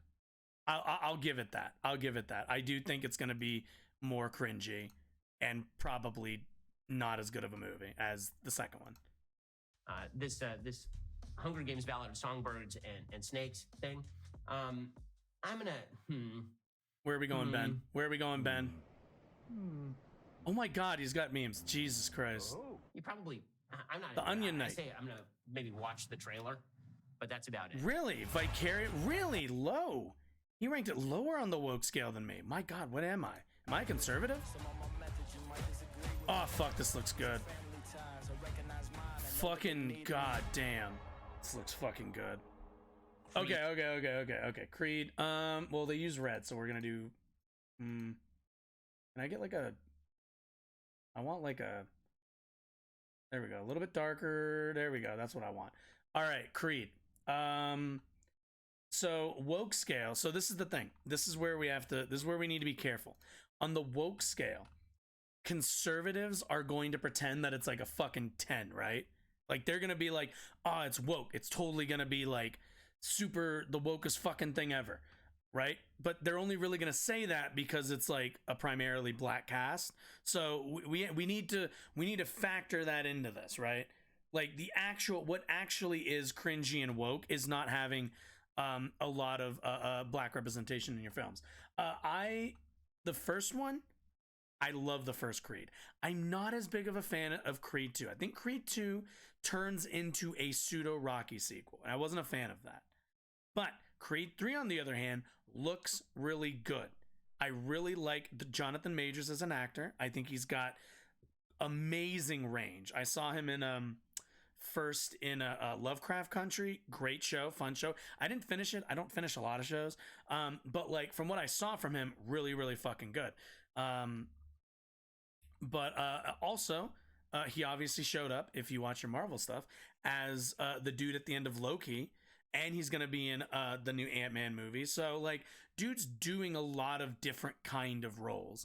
And he showed up in here and there in other movies. So in terms of quality wise, I'm betting that Creed's probably gonna be just maybe just a shade above John Wick, just because it's probably going to be a little bit more of a meaningful story. In terms of the woke scale, I feel like it's going to be actually pretty low. So we're going to do down here. There we go. Creed 3 right there. That's what I'm thinking. Mind you, again, you know, let's keep in mind, like the 10 is here. You know, the 10 is here. I know the 1's right here, but the 10 is here. I kept bothering me. It kind of looked like the 10 was higher. But anyway, okay, let's see. What's Ben's take here? Creed 3. So I will say that I sort of enjoyed Creed 1. I didn't like Creed 2 very much. Creed 3, presumably this is going to be about, what, Mr. T's son? No. That's the thing, Ben. He's not. I think that's the premise. He's not. No. He's just a guy. He's just going through a all guy. of the bad guys that Rocky fought. Yeah. No. Okay. No. That's not. Kids No. Fight Apollo Creed's You gotta son. watch the trailer, man. Kind of boring. I think the scripts are not. That would be boring. Good, I would actually. fucking hate These are that. Overrated films. And so I'm going to put this. I in would the hate Vicarious Fun Zone Clubber Lang's as well. It's just sneaking son. in there. It might be in the no-go zone. Prediction? Yes, prediction. Pain.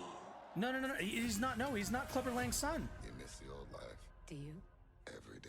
Ugh. Okay. Oh, was that? Oh no, was that Captain Marvel? Oh my god, that was. Okay. They're gonna hate this. Yeah. Okay. Fast 10. Okay. Fast 10. Okay, this is where I don't know if I'll lose points here. I don't know if I'll lose lefty points.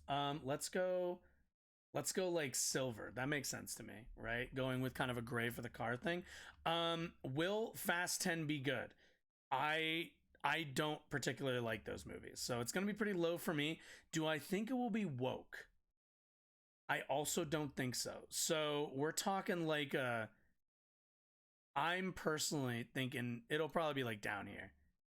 You know, like I'm not a big Fast and Furious guy. I just never have been. I liked the last one I really liked was Tokyo Drift, but that was the last one that was about racing. Like since that movie, they haven't been about racing. That really bothers me. Fast X. I think you just have to be a person who likes Fast and Furious to really enjoy the Fast and Furious movies. Right, I'm not yeah, one of those people. yeah. And so this one just goes straight in the no-go Right zone here, for me. I've never right watched here, a Fast man. and Furious movie. I find them all Why is it? interminable. Wait, it's not woke it's though. difficult for me to watch them. Ben, what are we talking about? These movies don't have enough brain. Like these movies don't. Okay. Exactly. No, So just, not into it. This is only the beginning. oh, for fuck's sake! This was from the trailer of the last movie, or two. Okay. Oh damn it! I already used silver. Dune Part 2. Okay. Dune, you're getting this kind of pukey looking color because the sand and shit. Okay.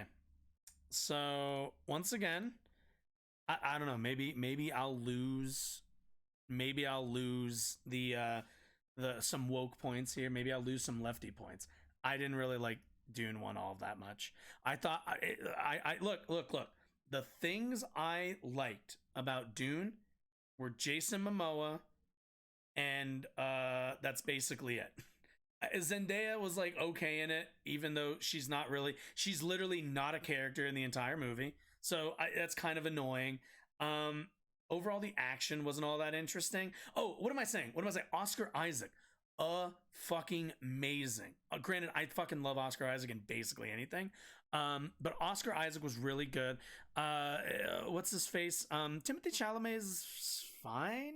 The problem with his character is that his character mostly just is like mostly monologuing in his head a lot of the movie.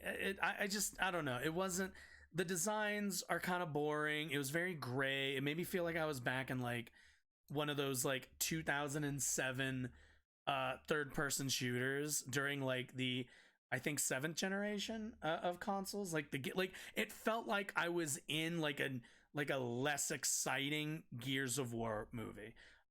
So at least for me, woke scale very low, good scale. We're going with my opinion on this one. It's gonna be like here. It's like it's like a good. I'm sure. Actually, no. Let's bring this down. I actually think this will be super not woke, like extra not woke. Going down here. Dune just didn't do it for me. I just wasn't. I felt like I was told to be interested, but I was never really engaged enough to be interested. I made the mistake of not watching Dune Part 1 in theaters. I should have watched it in theaters. Oh, you fool. It's I don't overwhelming, know like, if on your cell phone. Such a sadness. Why? Watch on a TV, Ben. You're rich. Watch it on a big fucking TV. You think you've seen a film on your fucking telephone. I'm really looking. Isn't that Fincher? Isn't that Fincher? Yeah, I'm pretty sure that's Fincher. I thought Dune Part 1 was fabulous. I think Denis Villeneuve is a fantastic director. I do agree with that. Denis Villeneuve. Yeah, this dude's amazing. This dude's great. Uniformly excellent job in the first movie. So this one actually goes in the wife zone. It may end up in the classics, actually. You know what? I'm going to predict it ends up in the classics zone. And the reason I say that is because it has source material. Right? Because it is based on a book. They can't stray that far from the book. And the book I don't know, man. You tell Game of Thrones fans about straying from the book. You're not going to see like a random transgender relationship in the middle of Dune 2. That'd be super weird. I love the idea. So this is how you know, like, Ben thinks it's going to end up being good because he doesn't have to worry about, because the source material back then didn't leave room for trans characters. Like, at the end of the day, that's what Benz wants for his politics and for his films, to not ever challenge some kind of tradition or established media or whatever, or established trend, I suppose. Anyway,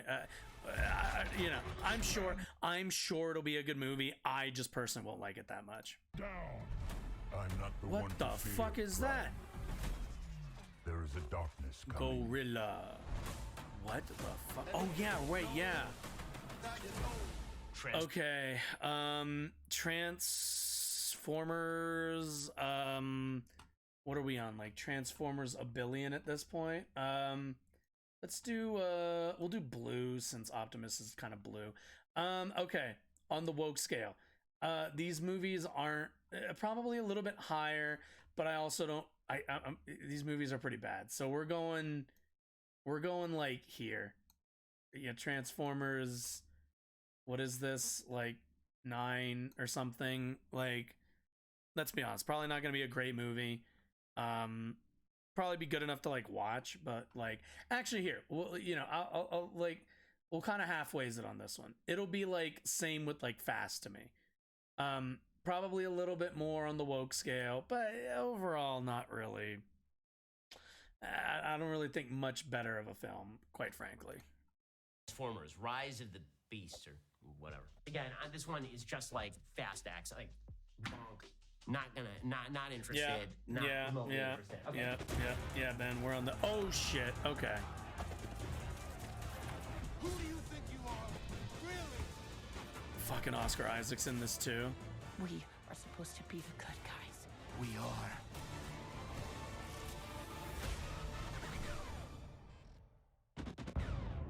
Into the Spider-Verse.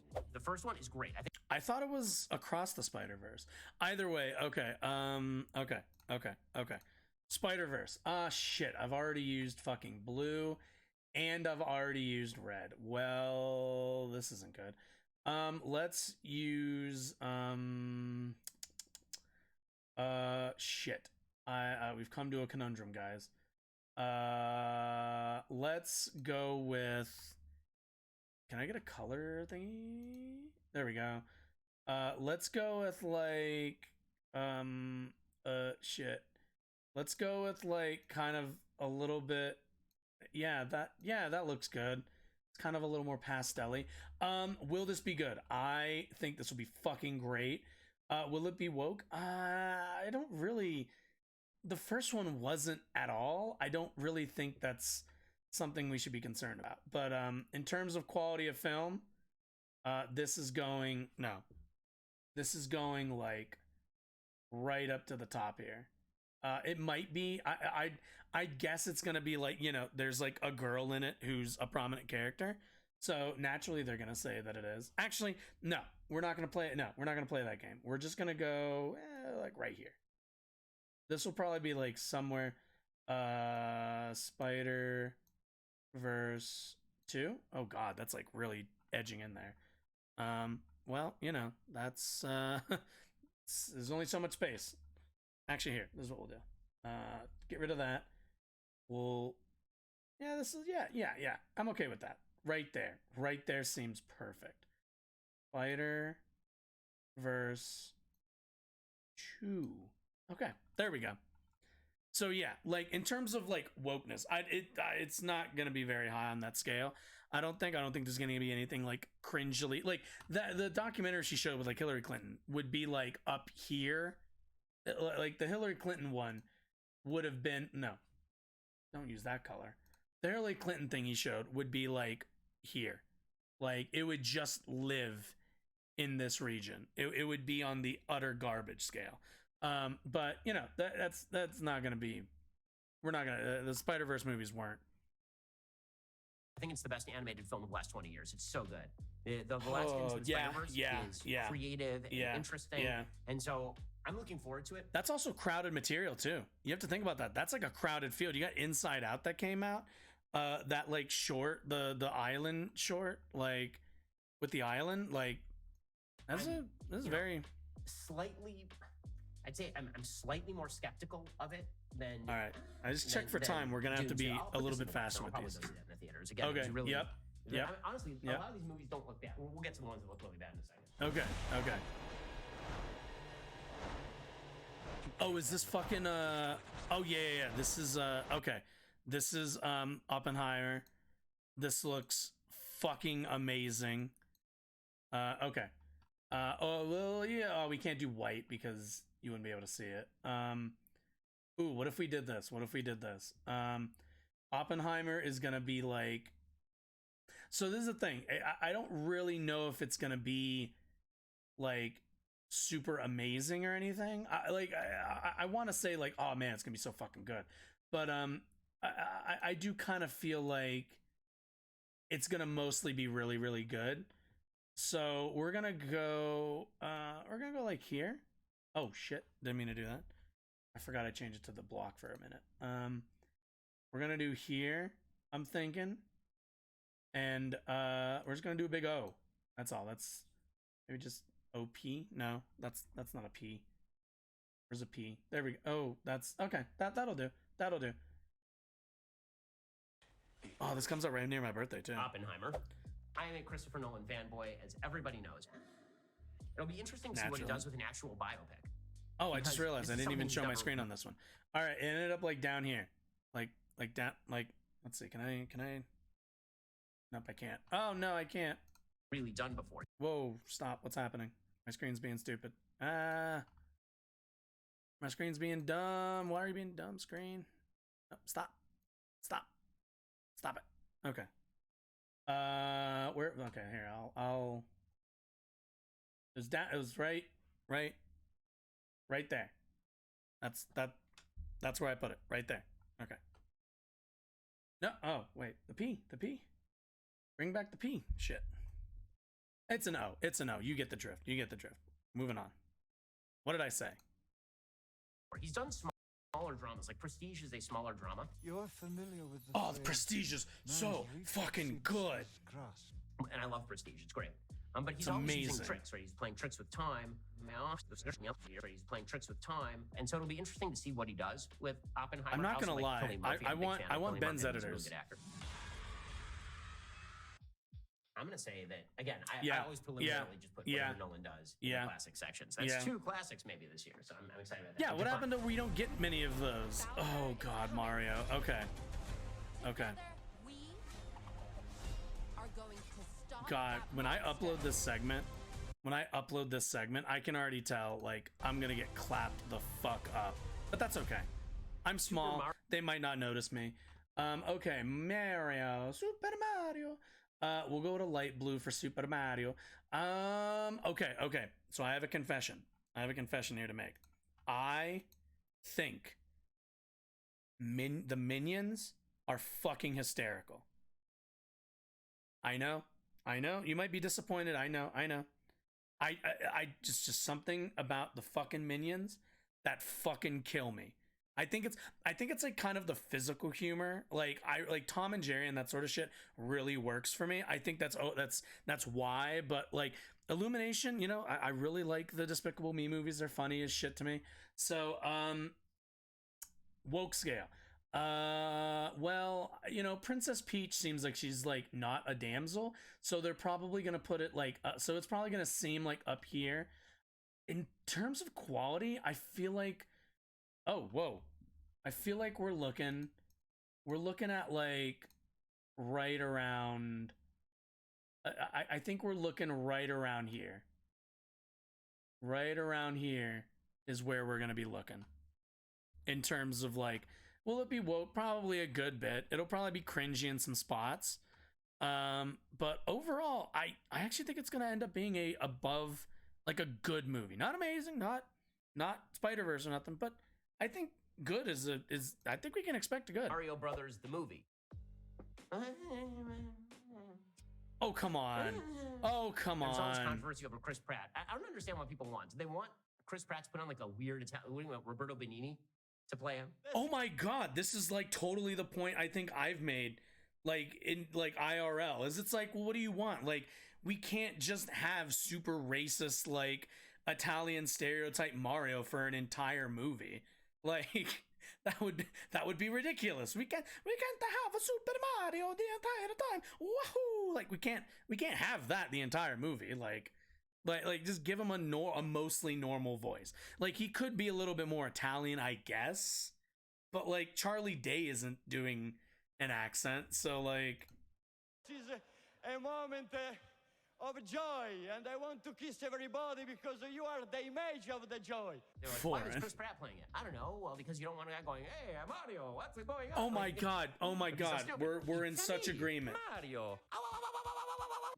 Apparently, we're in so much agreement right now. They have to. Princess Peach, the hero of the film. I knew it. They couldn't just allow it to be what it. the actual video game is, where Princess Peach is the thing that you're saving, right? Now Princess Peach has to be the kick-ass. Oh, stop it, Ben. Anita Sarkeesian is like 10 years old now. That video is like 12 years old at this point. Stop it. God, low-hanging fruit. Female hero. Yeah, no. We'll get to more of our movie. Also, I think it's it's gonna be a good movie. It's also Anya Taylor-Joy, so I'm excited for it. But that's just me. That's my personal bias as well. I'm also, there's also that. Free gold deck. It's a great stocking stuffer just in time for Christmas. Text Ben. Hey. Wait, did we not get a trailer for Barbie? Don't tell me they didn't show the trailer for Barbie.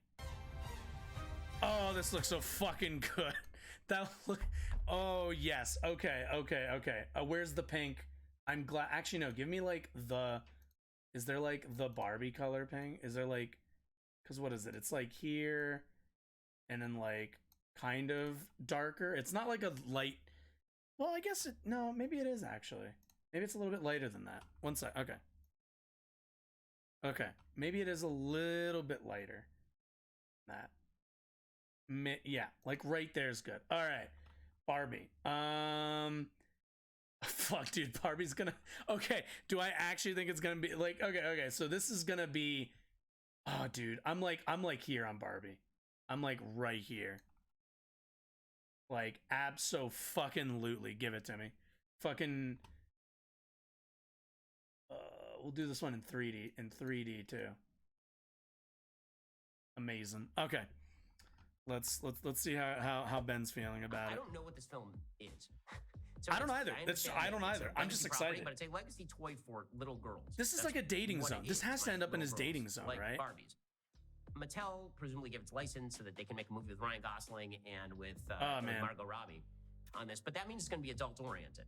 And Ryan Gosling and Margot Robbie are not. This is not going to be a movie for kids who are under 13, probably. Wait, whoa! Why not, Ben?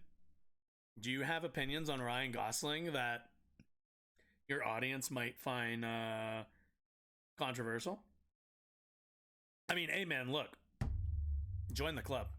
That's all I gotta say. Join the club. I'm right there with you, pal. Ryan Gosling is a fucking smoke show. It's kind of like in that bad Santa category where bad Santa kind of marketing to teenagers and you're what? No, you're not. I think that there's a possibility it actually ends up in the danger zone. This one, the danger zone. Again, this is all predictions. I don't know anything about these films. Clearly, they don't at least show you the trailers. Okay, Little Mermaid. There's no question. Okay. I don't think they showed much of the trailer. The Little Mermaid. Okay, Little Mermaid. Ooh, we can use like what can we use for this one? Oh, we'll use like kind of the we haven't used not what the why don't you want to change? Oh yeah, that's good. That's like a more aqua. Okay. Little Mermaid. Do I think it's gonna be good? I don't actually think the movie's gonna be that great. Do I think it's gonna be high on the woke scale? Most of the Disney remakes aren't very good and kind of lean into that stuff. So I do predict this is gonna end up around here. It's kind of a vibes on that one. Oh, sorry, I did it again. I forgot to show you guys. Here, I'll redo it. I'll redo it so you guys.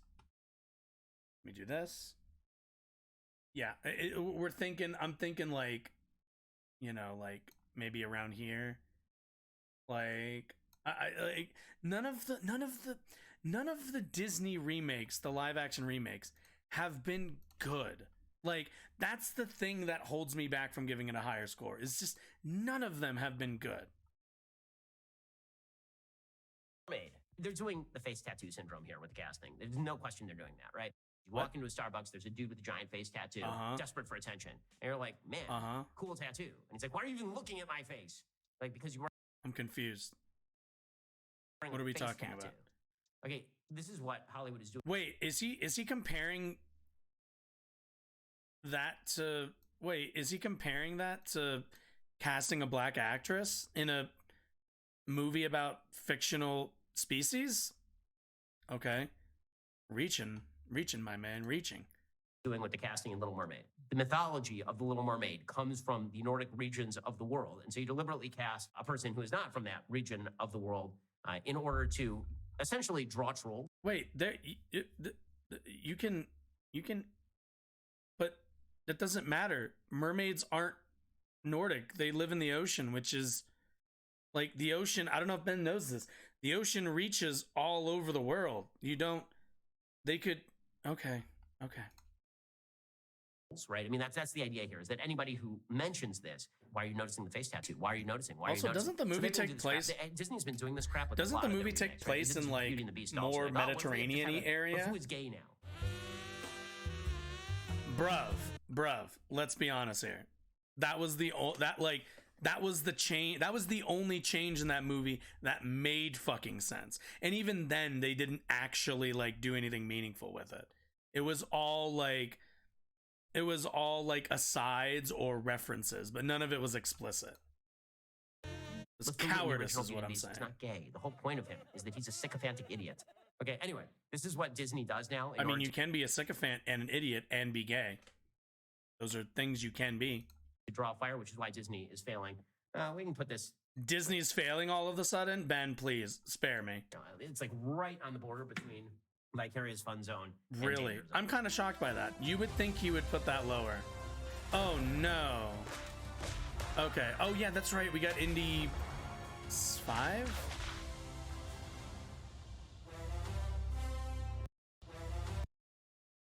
And the Duck of Death.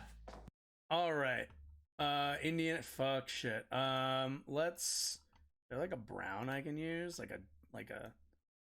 I mean, I already used that for Indiana. No, we'll do this. This seems good. Indiana Jones 5. Oh god, a movie we didn't need. A movie we desperately didn't need. Okay, I do think there's a good chance they learned their lesson on the last one. I think we could be looking at like right here.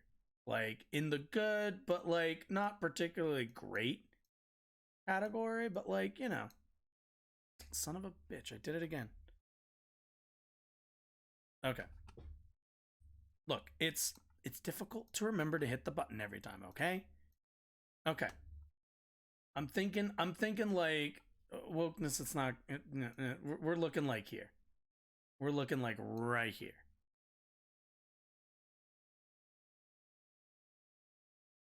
That makes sense to me. That makes sense to me. Like, it'll probably be good, but, you know, is it gonna set the world on fire? Probably not. Sorry, and the Dial of Destiny. My bad. So, why? That's my question is why. Yeah. So I love the original Indy, right? One of the great scores of all time. It's great. The first one's amazing.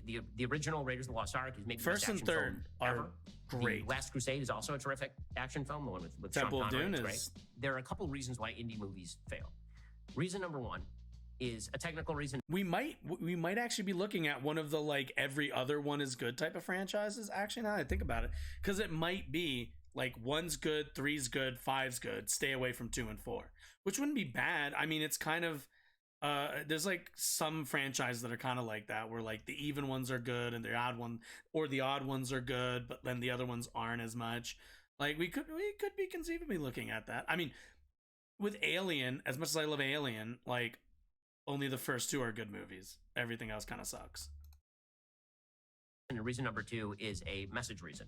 Reason number 1, the technical reason, is because if you actually watch the original Indiana Jones and Raiders of the Lost Ark, all of the stunts are amazing. The stunts are incredible. There is no CGI because CGI was not available. And so that means you actually have a stuntman who's riding underneath a car that is driving over the pavement and coming out the back end of the car, climbing back around the side of the truck, punching his way in, right? Like, that's amazing stuff. It's very they don't cool. do that anymore. So I mean, if he's you not watch actually the punching preview people, but for the new Indy, it's all CGI, which it sucks. Like, why do I want to watch it CGI? That's dumb. It doesn't look real. It looks fake. It looks like Guardians of the Galaxy or something. Not interested in that.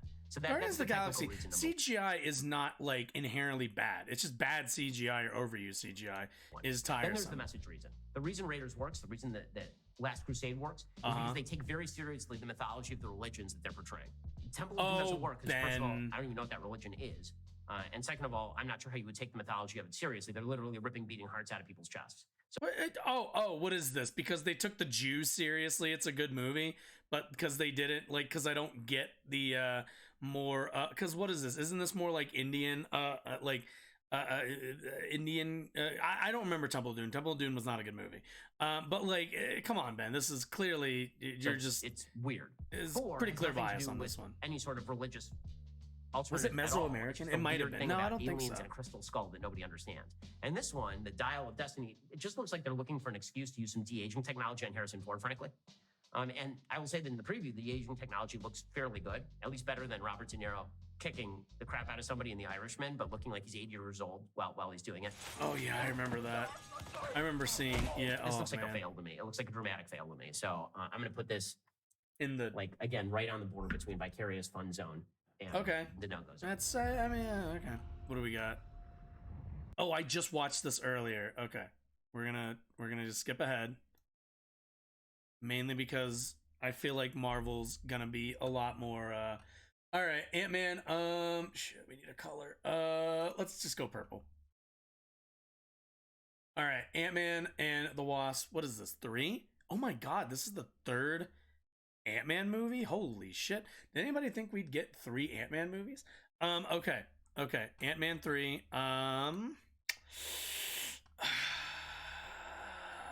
Jonathan Majors looks really good in it. I feel like this might be the one where they like really we really get a good good Ant-Man movie, the same way we got a good Black Panther movie and a good Captain America movie and a good Thor movie and a good Iron Man movie. Even though we have other ones that aren't as good, or just are like they're good, but like Ant-Man, the other 2 Ant-Man movies are like, the first one is good contextually because it's a small movie, sandwiched in a time period where we're getting like an Avengers movie and like the big Captain America movies and like kind of the big ones, and it was a smaller scale movie. The second one was kind of a lead-in to a degree, so it wasn't as it was nice getting kind of a break from the large scale stuff. But I think this one is going to be the one of the few times they're going to really swing for the fences on an Ant-Man movie. So I'm gonna guess we're looking at like right here. I think this is gonna be definitely the best Ant-Man movie. I think that is a possibility. And then I know that's not an Avengers. Let's be clear. And I mean wokeness level, it's not gonna be that high. I don't think we have to worry about it being anything too obnoxious. Hey, Ant-Man and the Wasp. I liked the first Ant-Man. I have not seen any of the subsequent Ant-Men. Ant-Mans. They're like fine. It's in any They're case, good. Meh. It's kind of a throwaway character. I've never been a huge fan of the MCU. This is like a throwaway character in a throwaway series. Oh, Ben's one of these. Boo, so, boring. Again, this one, we'll put this one in like the vicarious fun zone. I just don't. Yeah, they're just fun movies. All right, everybody likes Paul Rudd. Roosevelt. Oh, okay, Christ. I'll admit, I'm interested. Okay, Roosevelt. This is gonna be an easy one. Oh wait, shit. This is gonna be an easy one. All right, Roosevelt. Roosevelt's going red. Oh my God, why do you always not want to change to the color I want? Change, damn you. Okay, Roosevelt down here, because I have no fucking clue what this movie is. Because Teddy Roosevelt is a wild and fascinating character. Teddy Roosevelt was an American hero in the storming of San Juan Hill. He became a president. He was a good foreign policy president. I think a very bad domestic policy president. He then proceeded to blow up the future of the country by essentially getting Woodrow Wilson elected in 1912 by running against William Howard Taft. I don't know what period of his career this covers. I'm interested in this largely because I'm not surprised that Ben isn't a fan of Roosevelt. Scorsese is a director who's grown on me over time. I used to think he was wildly overrated. Now I think he's kind of mildly overrated. You're crazy. The movies that I like from Scorsese are the ones everybody else hates. So I actually really like Silence. I think Silence is his best film. I've never seen by Silence. Far. I'm not as big a fan of Goodfellas Oh, as wait, everybody that else movie? is. I like Silence a lot. I think I remember watching Goodfellas. I wasn't as impressed of it as I feel like I should have been. He takes seriously some of the moral qualms with regard to religion in Silence. Anyway, Roosevelt, I don't know what it's going to be. Ben just likes religion in his movies. I don't know that Leonardo DiCaprio can play Roosevelt. That seems weird to me. Wait, I think what? that the last time he played a historical character like this, he was J. Edgar, and I thought that he was just Leonardo DiCaprio playing J. Edgar Hoover. Oh, that looks weird. Maybe. I'm not as big a Leonardo DiCaprio fan as everybody else. I'll put this maybe. How do you not like Leo? Like the border between the vicarious fun zone and I don't know how woke it's going to be. That's the question. Also, you don't know like what angle they're going to take. But Scorsese doesn't tend to be super duper. I'm putting him like right on the border. Yeah, I have no idea about this movie. That's why it's getting. It's not even getting ranked for me. Theaters. I don't know. I haven't even seen a fucking trailer for it. Oh man, Guardians 3. Guardians 3 is gonna be cool. Okay, Guardians 3. We can do green. We'll do green for this one. Guardians 3. It's probably gonna be pretty good. I think. I think it's got some good beats that they kind of need to pay off, and this seems like it's going to be the last Guardians of the Galaxy movie, so this is going to be a big send-off. I think it's going to be really emotional. I'm thinking just because James Gunn really likes to poke the bear, it's probably going to be like up here. Probably going to be up there. James Gunn really likes to poke at conservatives. So, I predict it'll kind of be somewhere in there. Of the Galaxy Volume 3. Again, like everybody loves this series. I watched the first one. It was fun. It's okay. Guardians is great. I watched the second one. Stop being a killjoy. It's terrible. Dude, Guardians 2 is so fucking James Gunn good. Is back, but James Gunn's brand of humor has tired me and bored me. I bet James it Gunn has. has one joke and he just keeps telling it over and over and over and over. It's like, what if I just blow up stuff and shock you with like the guts that I'm showing? Or what if I say like make a really shocking joke? Or what if I say something super provocative? It's all shock humor. Well, yes. Is it a surprise that Ben doesn't like shock humor? It's almost like shock horror / humor. I'm tired. Well, yeah, he did direct Slither. Like, right, again, like Indy. I'm going to put this one on the border of the vicarious fun zone and the no-go zone. So that is where you end up. Honestly, like even Barbie in the danger zone, we'll see how woke it is. The big budget blockbusters, they tend not to go quite as woke as they otherwise normally would. The reason being because they're afraid they're... I love how now Ben has to post-hoc explain why almost nothing got into the it's too woke category. Like, he's now got to explain, like, this is why nothing really got into that category. Going to drive people away. But not an amazing number of great movies. there's like basically 4 movies that I'm interested in seeing this year in the theaters. I guarantee you, I'm not going to see any of these others in the theaters. None of them. Wait, you're not going to see the MCU ones in theaters? Like, why not? They're like made to, like, those movies are kind of supposed to be in theaters. Like, even Fast, I would say you should see it in the theater. Wick is my guilty pleasure. So John Wick 4 in the White Zone, and then 2 possible classics. We'll see about Dune 2. I'm going to say that's almost a dead set lock because I thought Part 1 was a classic. So if he does anything similar in Part 2, it'll be fantastic. And Oppenheimer, it'll probably be again. good. The question is going to be whether it's here or whether it's here. Okay, so there is your 2023. Okay, there's your 2023 predictions using the I guess, what did he say, like the woke scale or something? I don't know. I had fun. That's all I care about. Yeah. Ben Shapiro, Ben had a really tough time coming up with solid, sensible critiques of Glass Onion. So far with his predictions, I can't say that he's, landed on anything particularly, accurate as far as I can tell. But, we'll kind of see. Overall, I'm looking forward to most of those movies. At least the 4 that were in his zone, as I relook at it, like the 4 that he had in his like wife's zone in classics, I'll definitely be seeing. And Creed, I would put into that area as well, and the 2 Marvel movies. Indy, I'll see in theaters, yeah, and Barbie looks really fun. I'm super excited for Barbie. But yeah, otherwise, it'll be an interesting year of movies. Maybe we'll come back to this sometime in the future when some of these movies release and see what Ben thought about them. But either way, oh right, let me do the thing. If you have enjoyed any of what you've seen, if you've liked kind of sitting around and talking about like movies and stuff while watching Ben Shapiro try to predict how woke movies are going to be, I encourage you to hit that follow button and kind of help out the channel. It does really help out. The little, you can make number go up in a way that's like directly influenced by your actions. And and there's also a YouTube channel that you can go to. It's linked on this Twitch channel as well, where you can go and find clips from the show along with VODs of everything that I've ever any of these streams. But yeah, I appreciate any support, and let's just kind of roll into the next segment. We got about 29 minutes here. I think that should be enough time to kind of finish up this last one, which is going to address the question that you see right here. Jordan Peterson, a doctor of psychology, Canadian free speech activist,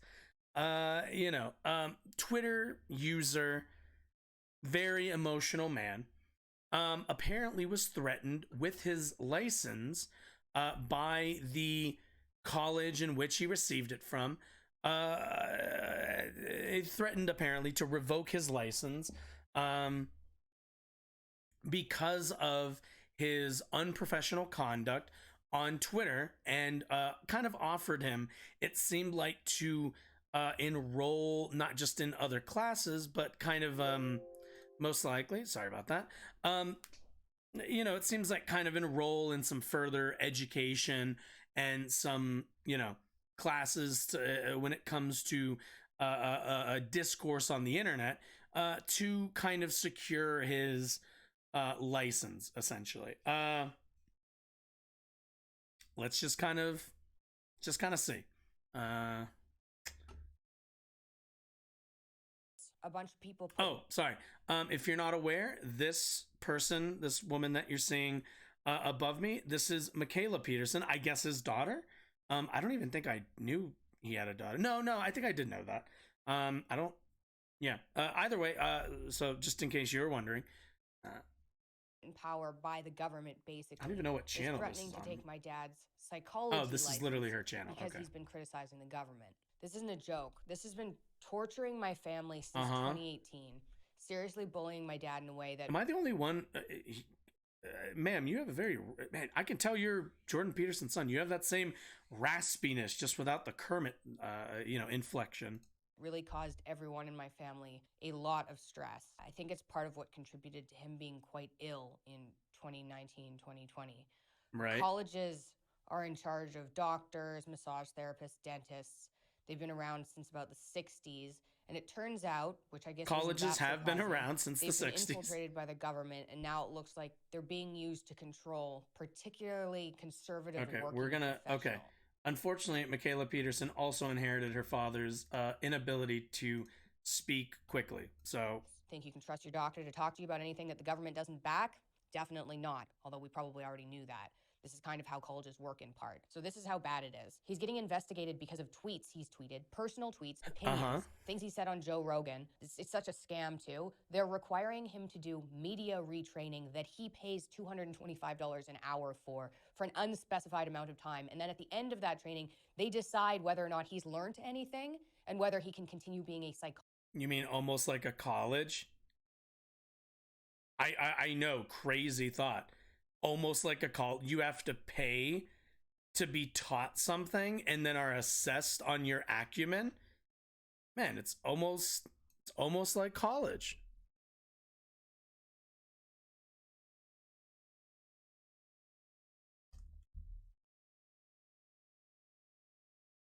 Sorry, just updating.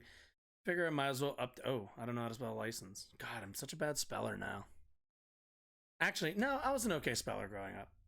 That's a lie. I was going to say I've never been a great speller, but not too bad. Okay. So Jordan Peterson does a lot of tweeting. Jordan Peterson also does a lot of kind of uses his doctorate, uses his license as a legitimizing basically badge for his opinions. Essentially, like, what we hear a lot from Jordan Peterson is he's not a sociologist, he's not a statistical scientist, he is a psychologist. He is trained to talk to mostly individuals about their kind of psychological issues, right?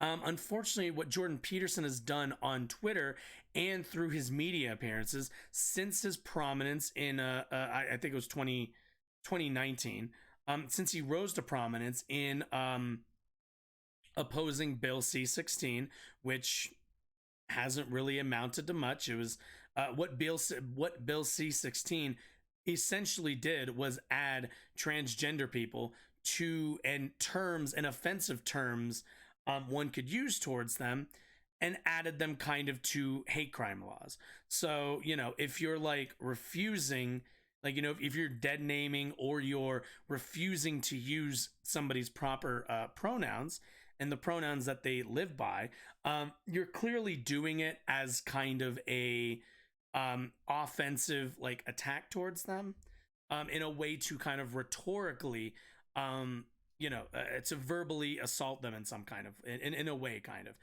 The same way, you can't yell racial epithets at like other people. You shouldn't be allowed to basically misgender people purposefully.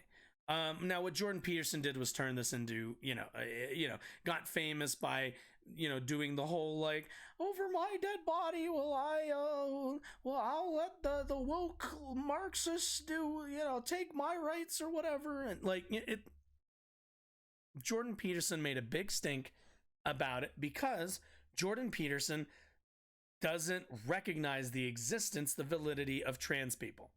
Unfortunately, the scientific and medical communities disagree with him. He is in the big minority tent here, or I guess small minority tent. Either way, he's in the small camp of people when it comes to medical and psychological experts. And through his doctorate, he validates anti-trans rhetoric and anti-trans narratives through the use of his through the use of his doctorate, to basically kind of get away with making medical prescriptions and sociological prescriptions that he's not trained to make. So I do think there is something to be said about the misuse of his doctorate and the misuse of his license as a legitimizing factor. Now, should it be revoked? I'm a bit skeptical personally, but let's continue.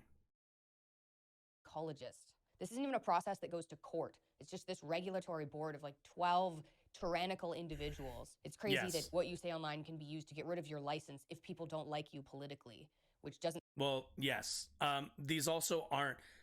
What Jordan Peterson is doing is not making political statements. He's justifying political prescriptions through medical, obfuscation.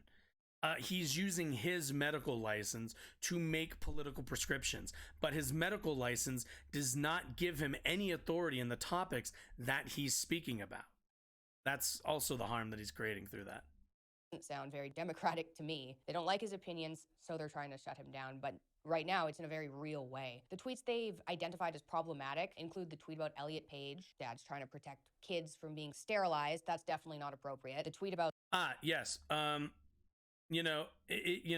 Would you want, the medical board would probably look at this specific tweet and say to you, as a medical professional, you need to re-educate yourself or just further educate yourself on trans issues before you represent yourself as a medical practitioner in on the internet. That's at the end of the day, that's he uses his doctorate to give his uneducated opinions validity. So yeah, this is pretty I'd say pretty unprofessional and rather I can see why the medical board would take a lot of issue with this. Definitely not appropriate. The tweet about the obese woman on Sports Illustrated. Again, obesity should not be celebrated. It kills people. And then tweets criticizing Justin. Sorry, go back for a second. I want to actually read the tweet. Obesity should not be celebrated. Oh, right. Let's see. Sorry, not beautiful, and no amount of authoritarian tolerance is going to change that. This is, again, this I wouldn't really put behind like his whole, I'm a doctor, I get to say this, although there is an aspect to this where Jordan Peterson should be aware of body positivity as a psychologist. He should have an understanding of the body positivity movement and the ethos behind that. But he actively rejects those based on, quite frankly, not really a full understanding of weight and like health. This person is probably a bit overweight, if not just flat out quite overweight. That does not necessarily mean that they are unhealthy. It does mean that they are, disproportionately at risk of negative health outcomes or side effects. But in and of itself, carrying more weight on your body is not in and of itself unhealthy. I have extra weight on me. There's been assholes who come into the chat and think that that's some kind of own, that like I'm a bit overweight. I work also in a kitchen and walk around and lift and do quite a lot of physical activity as my job. So when I go to the doctor, I'm perfectly healthy. I'm very active, probably more active than most people who carry less weight on them than I do, but have sedentary jobs. The conversation around weight and health is a very contextual and complex one. It's not as straightforward as fat is unhealthy. It's just not. That's just unfortunately not how it works. And Jordan Peterson, as somebody who has a doctorate, who constantly says that they're a doctor And, you know, they might be only a psychologist, but these are things he can educate himself on that he refuses to do so. So he's still, again, using his doctorate, using his status as a medical practitioner to forward uneducated views of his.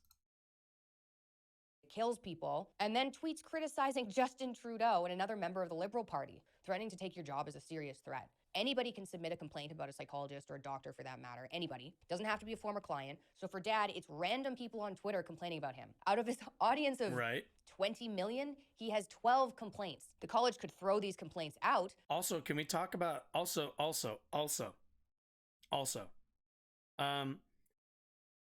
at the end of the day, like, one second, I need to go back and hear what she said. I want to make sure I heard. Twitter complaining about him. Out of his audience of a complaint about a psychologist or a doctor, criticizing Justin Trudeau and another member of the Liberal Party, threatening to take your job as a serious threat. That's what I was thinking. First of all, has Jordan Peterson been practicing psychology since his rise to prominence? Now, I'm not 100% sure. I don't know. But to my knowledge, Jordan Peterson has not been practicing psychology since his rise to prominence back in 2018, 2019. So what are we talking about then? Because you can't say he's taking away his job. Jordan Peterson's job is not to practice psychology anymore. Jordan Peterson's job is to forward, is to write books, which you don't need a doctorate to do so, to give speeches at right-wing organizations and at right-wing gatherings. You also don't need a doctorate for that. Like, what part of losing his doctorate affects him in, like, materially? Nothing. He doesn't, that's not the thing that he does anymore. He's not even working in schools anymore. So, you know, threatening someone's job, they're not threatening his job. They're threatening his license to practice, because he has continued to show himself to be somebody who is not interested in educating themselves enough to understand the science. If a doctor goes out there and spouts a bunch of anti-vax nonsense, you would be in the right. It would make sense to revoke that person's license to practice medicine, because they do not buy in to the medical consensus. They have gone from practicing the medical consensus above board and with an understanding that the rest of the medical community has done the research, has presented their all of their information that's been peer reviewed, and conclusions have been drawn from that. And if as a medical professional, you're just not, you think, no, this person doesn't need ibuprofen for their headache. They need they need they need an exorcism or something. Then no, I got no interest in you being one of the, being a doctor or any of this shit. You're not, at the end of the day, you can go do that. You can go and give advice that's not medical at that point, because you're dangerous. You run the risk of people taking you seriously and dying due to that. The college could throw these complaints out, but instead they're threatening him and have been for years, wasting his time, bullying him, and threatening to take his license. Maybe we'll do a podcast about it. I'm not entirely sure what to do here other than tell people about what's going on, but maybe complaining back at them is appropriate. You can go to the link. I'm going to link it below. You and could. You can enter you in could a do complaint that. about the college itself. And I believe in people's rights to bitch and moan. Bullying and harassing my family. So I don't know where the protection there is. Where's the protection against a tyrannical organization that's set in place to protect the government? This is basically the communist. Well, actually, they're not to protect the government. They're there to protect the population from people distributing dangerous medical information under the guise of medical consensus. Like, that is kind of the problem. Communist Union at this point, picking on a professor for his opinions on Twitter against the government. It's absurd. Can we stop pretending that Jordan Peterson is not really be hard on my dad. You won't be able to trust your doctor, your lawyer, anybody in Canada if the government he's not just a professionals. God forbid. Let's be clear. Jordan Peterson is not just a professor anymore. Like, he does speaking engagements at like large institutions. You tweet out your opinion about the government, you might have your license taken away or be subject to their 1984 media retraining that you pay for. Oh my gosh. On their website, it says anyone who has a concern about a psychologist or psychological associate can file a complaint or submit a report. This includes a client, a family member, or friend of the client, an employer, an insurer, a colleague, or a general member of the public. Maybe that's one. I need a screen that's like up here for celebrities, because no one's going to go after them randomly on Twitter. You can't just complain about the college. Then again, my camera's a little offset, so but there's look also at here. It shows who's running this scam right on their website, according to this guy on Twitter. You mean like maybe we should ask the council themselves? You know, I mean, yeah. You mean doctors, like you mean other psychologists who think that, wait, no, this actually is worse for your argument, ma'am. I'm sorry to let you know that. But like having a string of other psychologists say like, hey, the stuff that he's pushing is actively, first of all, unfounded scientifically, but also damaging to the ability of people to to like practice, and for patients to feel safe enough to go and seek help. Like, yeah, it's not great. These are the people, you can see it right on their website, Go running dox them, this essentially. organization that's currently threatening my dad. Even Elon's responded to dad's tweet, which was really a tweet for help, in all honesty, because we're not sure what to do here. Obviously, he's not going to be doing their media retraining. You can probably just scary. appeal it. It's not a it. good idea to make a video to tell you what's going on. It's I would also love, you know what they really should do? They should really like post on Twitter like the media training, because it's probably like, hey, don't go out there and push unfounded science and label like trans people as diseases. As a psychologist, you should know that that's damaging, because with any other group you would come to that you would understand that with any other group. So, you know, Jordan Peterson all day will go on his fucking soapbox and complain about men having it tough. Meanwhile, he like dehumanizes trans people on like a weekly basis. And does it with the legitimacy of somebody with a doctorate in psychology. So it's crazy, and we could use some help here. He's tweeted out, the Ontario College of Psychologists has demanded that I submit myself to mandatory social media communication retraining with their experts, among other crimes, retweeting Pierre Poilievre and criticizing Justin Trudeau and his political allies. This is real. This is actually happening. I've been accused of harming people, although none of the complainants involved in the current action were clients of mine, past or present, or even acquainted with any of my clients. I'm to take a course of such training. How many of his clients does he even have at this point?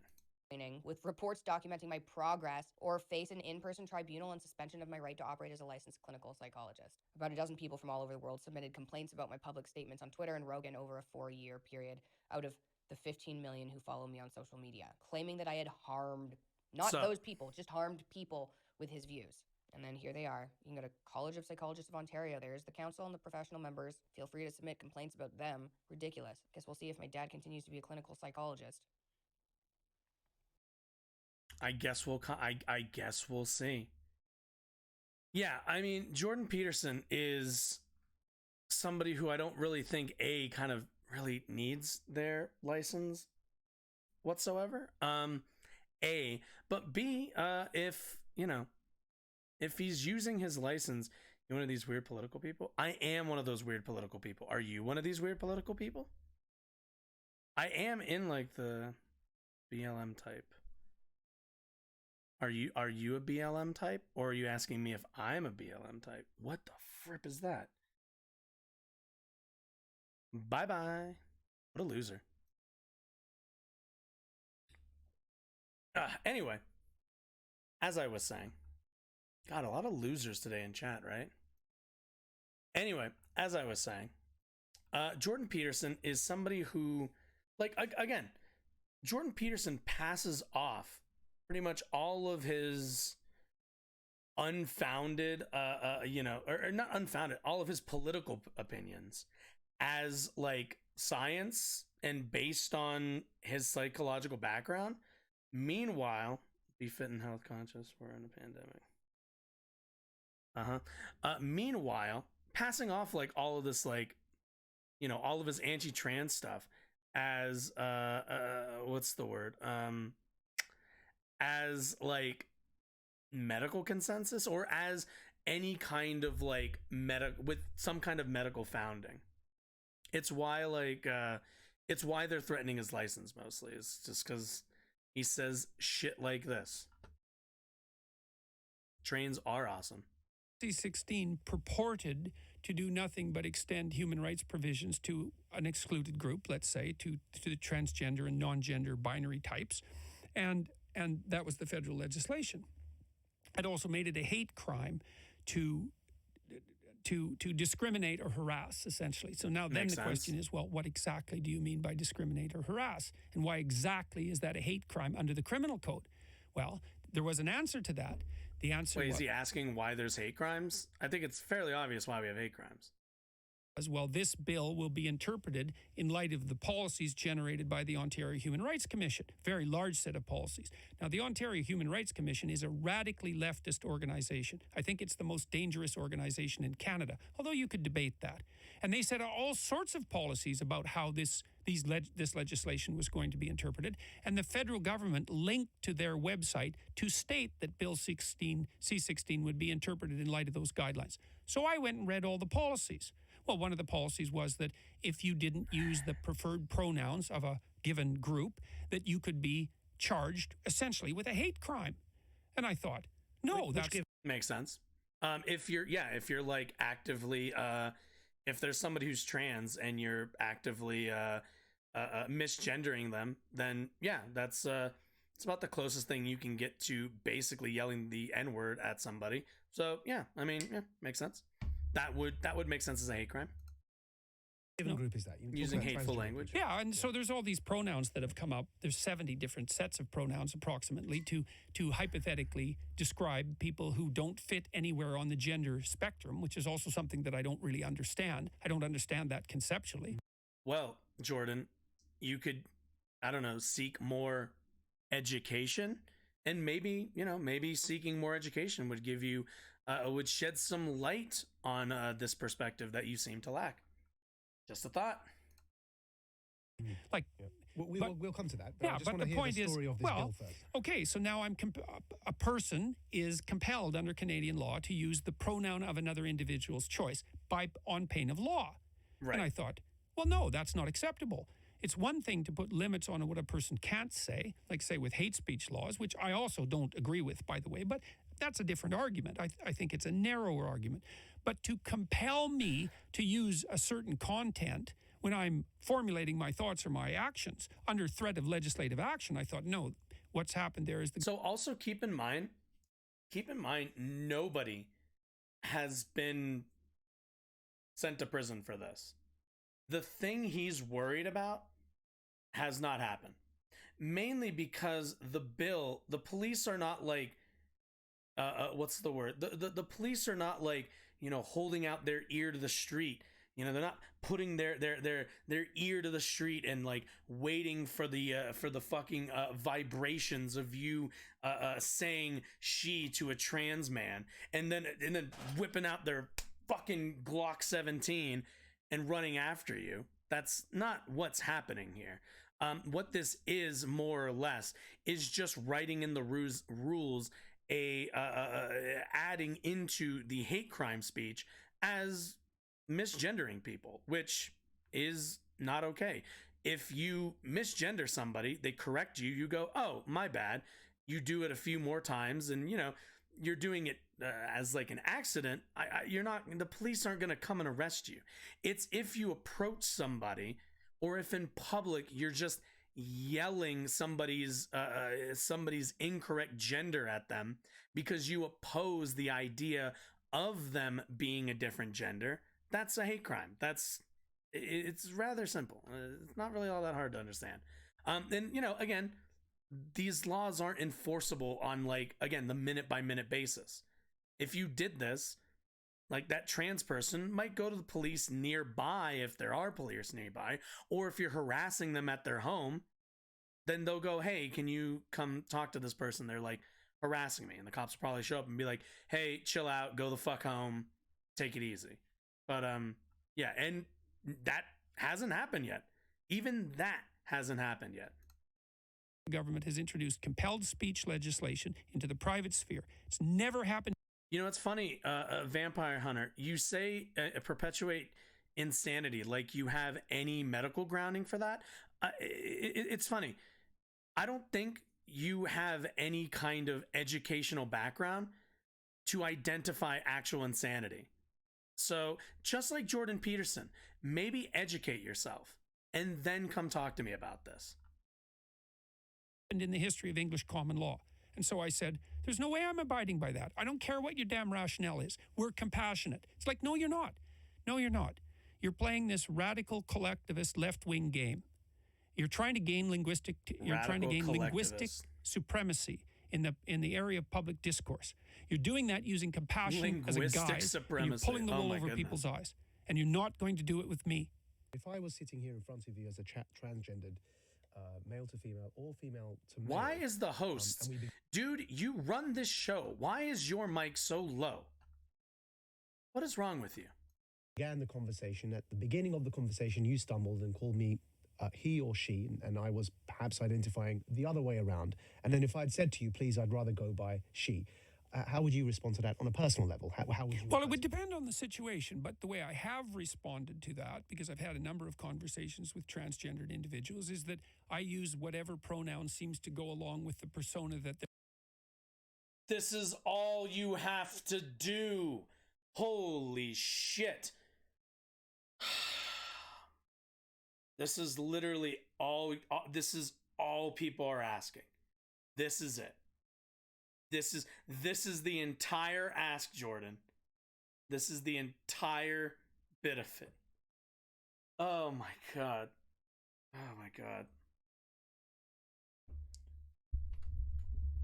Jesus Christ. They're projecting publicly. It's the simplest thing to do. Now, if we were... it's rather simple, isn't it? Isn't it, Jordan? Isn't it? Jesus Christ. It's not hard. He just said it's not hard. And he just said he doesn't normally. Ben Shapiro's already made the same concession that at the end of the day, in an interpersonal setting, if somebody informs you, hey, I actually use she, her pronouns, if you could refer to me as those, I'd appreciate it. They've already admitted from an interpersonal level, this isn't hard, and it's pretty reasonable and the decent and good thing to do. But of course, that's not what their audience wants. That's not like what Vampire Hunter over here is kind of demonstrating, is for whatever reason their audiences are more interested in labeling certain people with mental illnesses that aren't actually mental illnesses, because they're weirded out by trans people. I've still yet to get a good answer as to what people's opposition is to using people's pronouns. I don't get it. It's very odd. I would respect their choice on an individual level. Yeah. But with a more contentious pronouns, je and je, and that sort of thing, that's a whole different issue. Because the question there is, well, exactly what is it that you're doing when you're asking me to use those words? Like, are you literally the exact same thing? You're just making different vibrations with your voice, my friend. Are you compelling me to play your particular ideological game, or is this actually a matter of some personal identity that's important to you? And those things are not obvious. And so, in a situation like that, you could just ask. Like, if it's just important to them, it's just important to them as a person. Not every trans person is concerned with the campaign of trans rights and trans identity. Most trans people, like most people, I think, just want to live comfortably in their communities. That's really it. the first thing I'd have to do is to try to figure out just exactly what was going on in the situation, and that's not simple. And so there would be no foregone conclusion that I would address you by the pronouns of your choice. And the first thing I'd want to find out is that just to go from her to power play? Because that's actually the most likely outcome. Is it that much extra work? If it's not meaningful to you, then is it important? And if it is for them, don't you think it's the decent and polite thing to do? I don't think it's that hard. But Jordan Peterson, you know, at the end of the day, Jordan Peterson will either have his license revoked or he won't. It seems like there's a good chance he probably will end up having his license revoked, simply for the fact that he's kind of demonstrating no ability to be curious about the topics that he's speaking on. He's not very well read, it seems, on trans issue, on trans identity, and for that he just kind of says whatever stuff he thinks. Like, it's all about whatever feels nicest to him and what already fits into his worldview. And again, the dangerous part of that is that he uses his doctorate, he uses his medical license as a legitimizing badge, basically, for his uneducated views. So, you know, he either will or he won't. Maybe get a little bit more education on these topics, and you won't seem so uneducated on them. And other educators, other professionals, might, give you, might not be pulling for your delicensing, I suppose, assuming that's a word. But either way, that's the end of it, I guess. But okay, well, that's actually been the end of the show. I appreciate you if you've been watching it all. This is the part where I have to say, if you've enjoyed any of what you've seen, I certainly encourage you to go scroll slightly down past this video, hit that follow button. There's also a YouTube channel that's linked down there. If you want to check out some of the previous segments, or if you want to watch any of the previous episodes of the show, they're all there in a nice little VODs playlist for you. Other than that, the next show will be on Thursday at 7 p.m. Mountain Time. I don't think there's any topics as of right now. Yeah, I think that's pretty much it. I don't know if our lovely chatter vampire hunter D over here. Actually, I just thought about that. Is that a Yu-Gi-Oh reference? Might be. Not sure if they're still in the chat, but I say this to anybody with contentious views to mine. By all means, I encourage you. There is an email above my head. By all means, I encourage you. Go ahead and, you can email that account if you'd like to have a conversation, if you'd like to have a little debate about, our views. I'm always open to talk to people, even especially contentious debates and contentious conversations I like having. But that's open to you if you really want to participate in that. If you've got the stones to participate in that. Otherwise, the rest of you have been a great audience. I'm basically right on time, maybe a little bit over, but not enough for me to be too worried about it. You all have a good night, and I will see you all Thursday. Good. Bye-bye.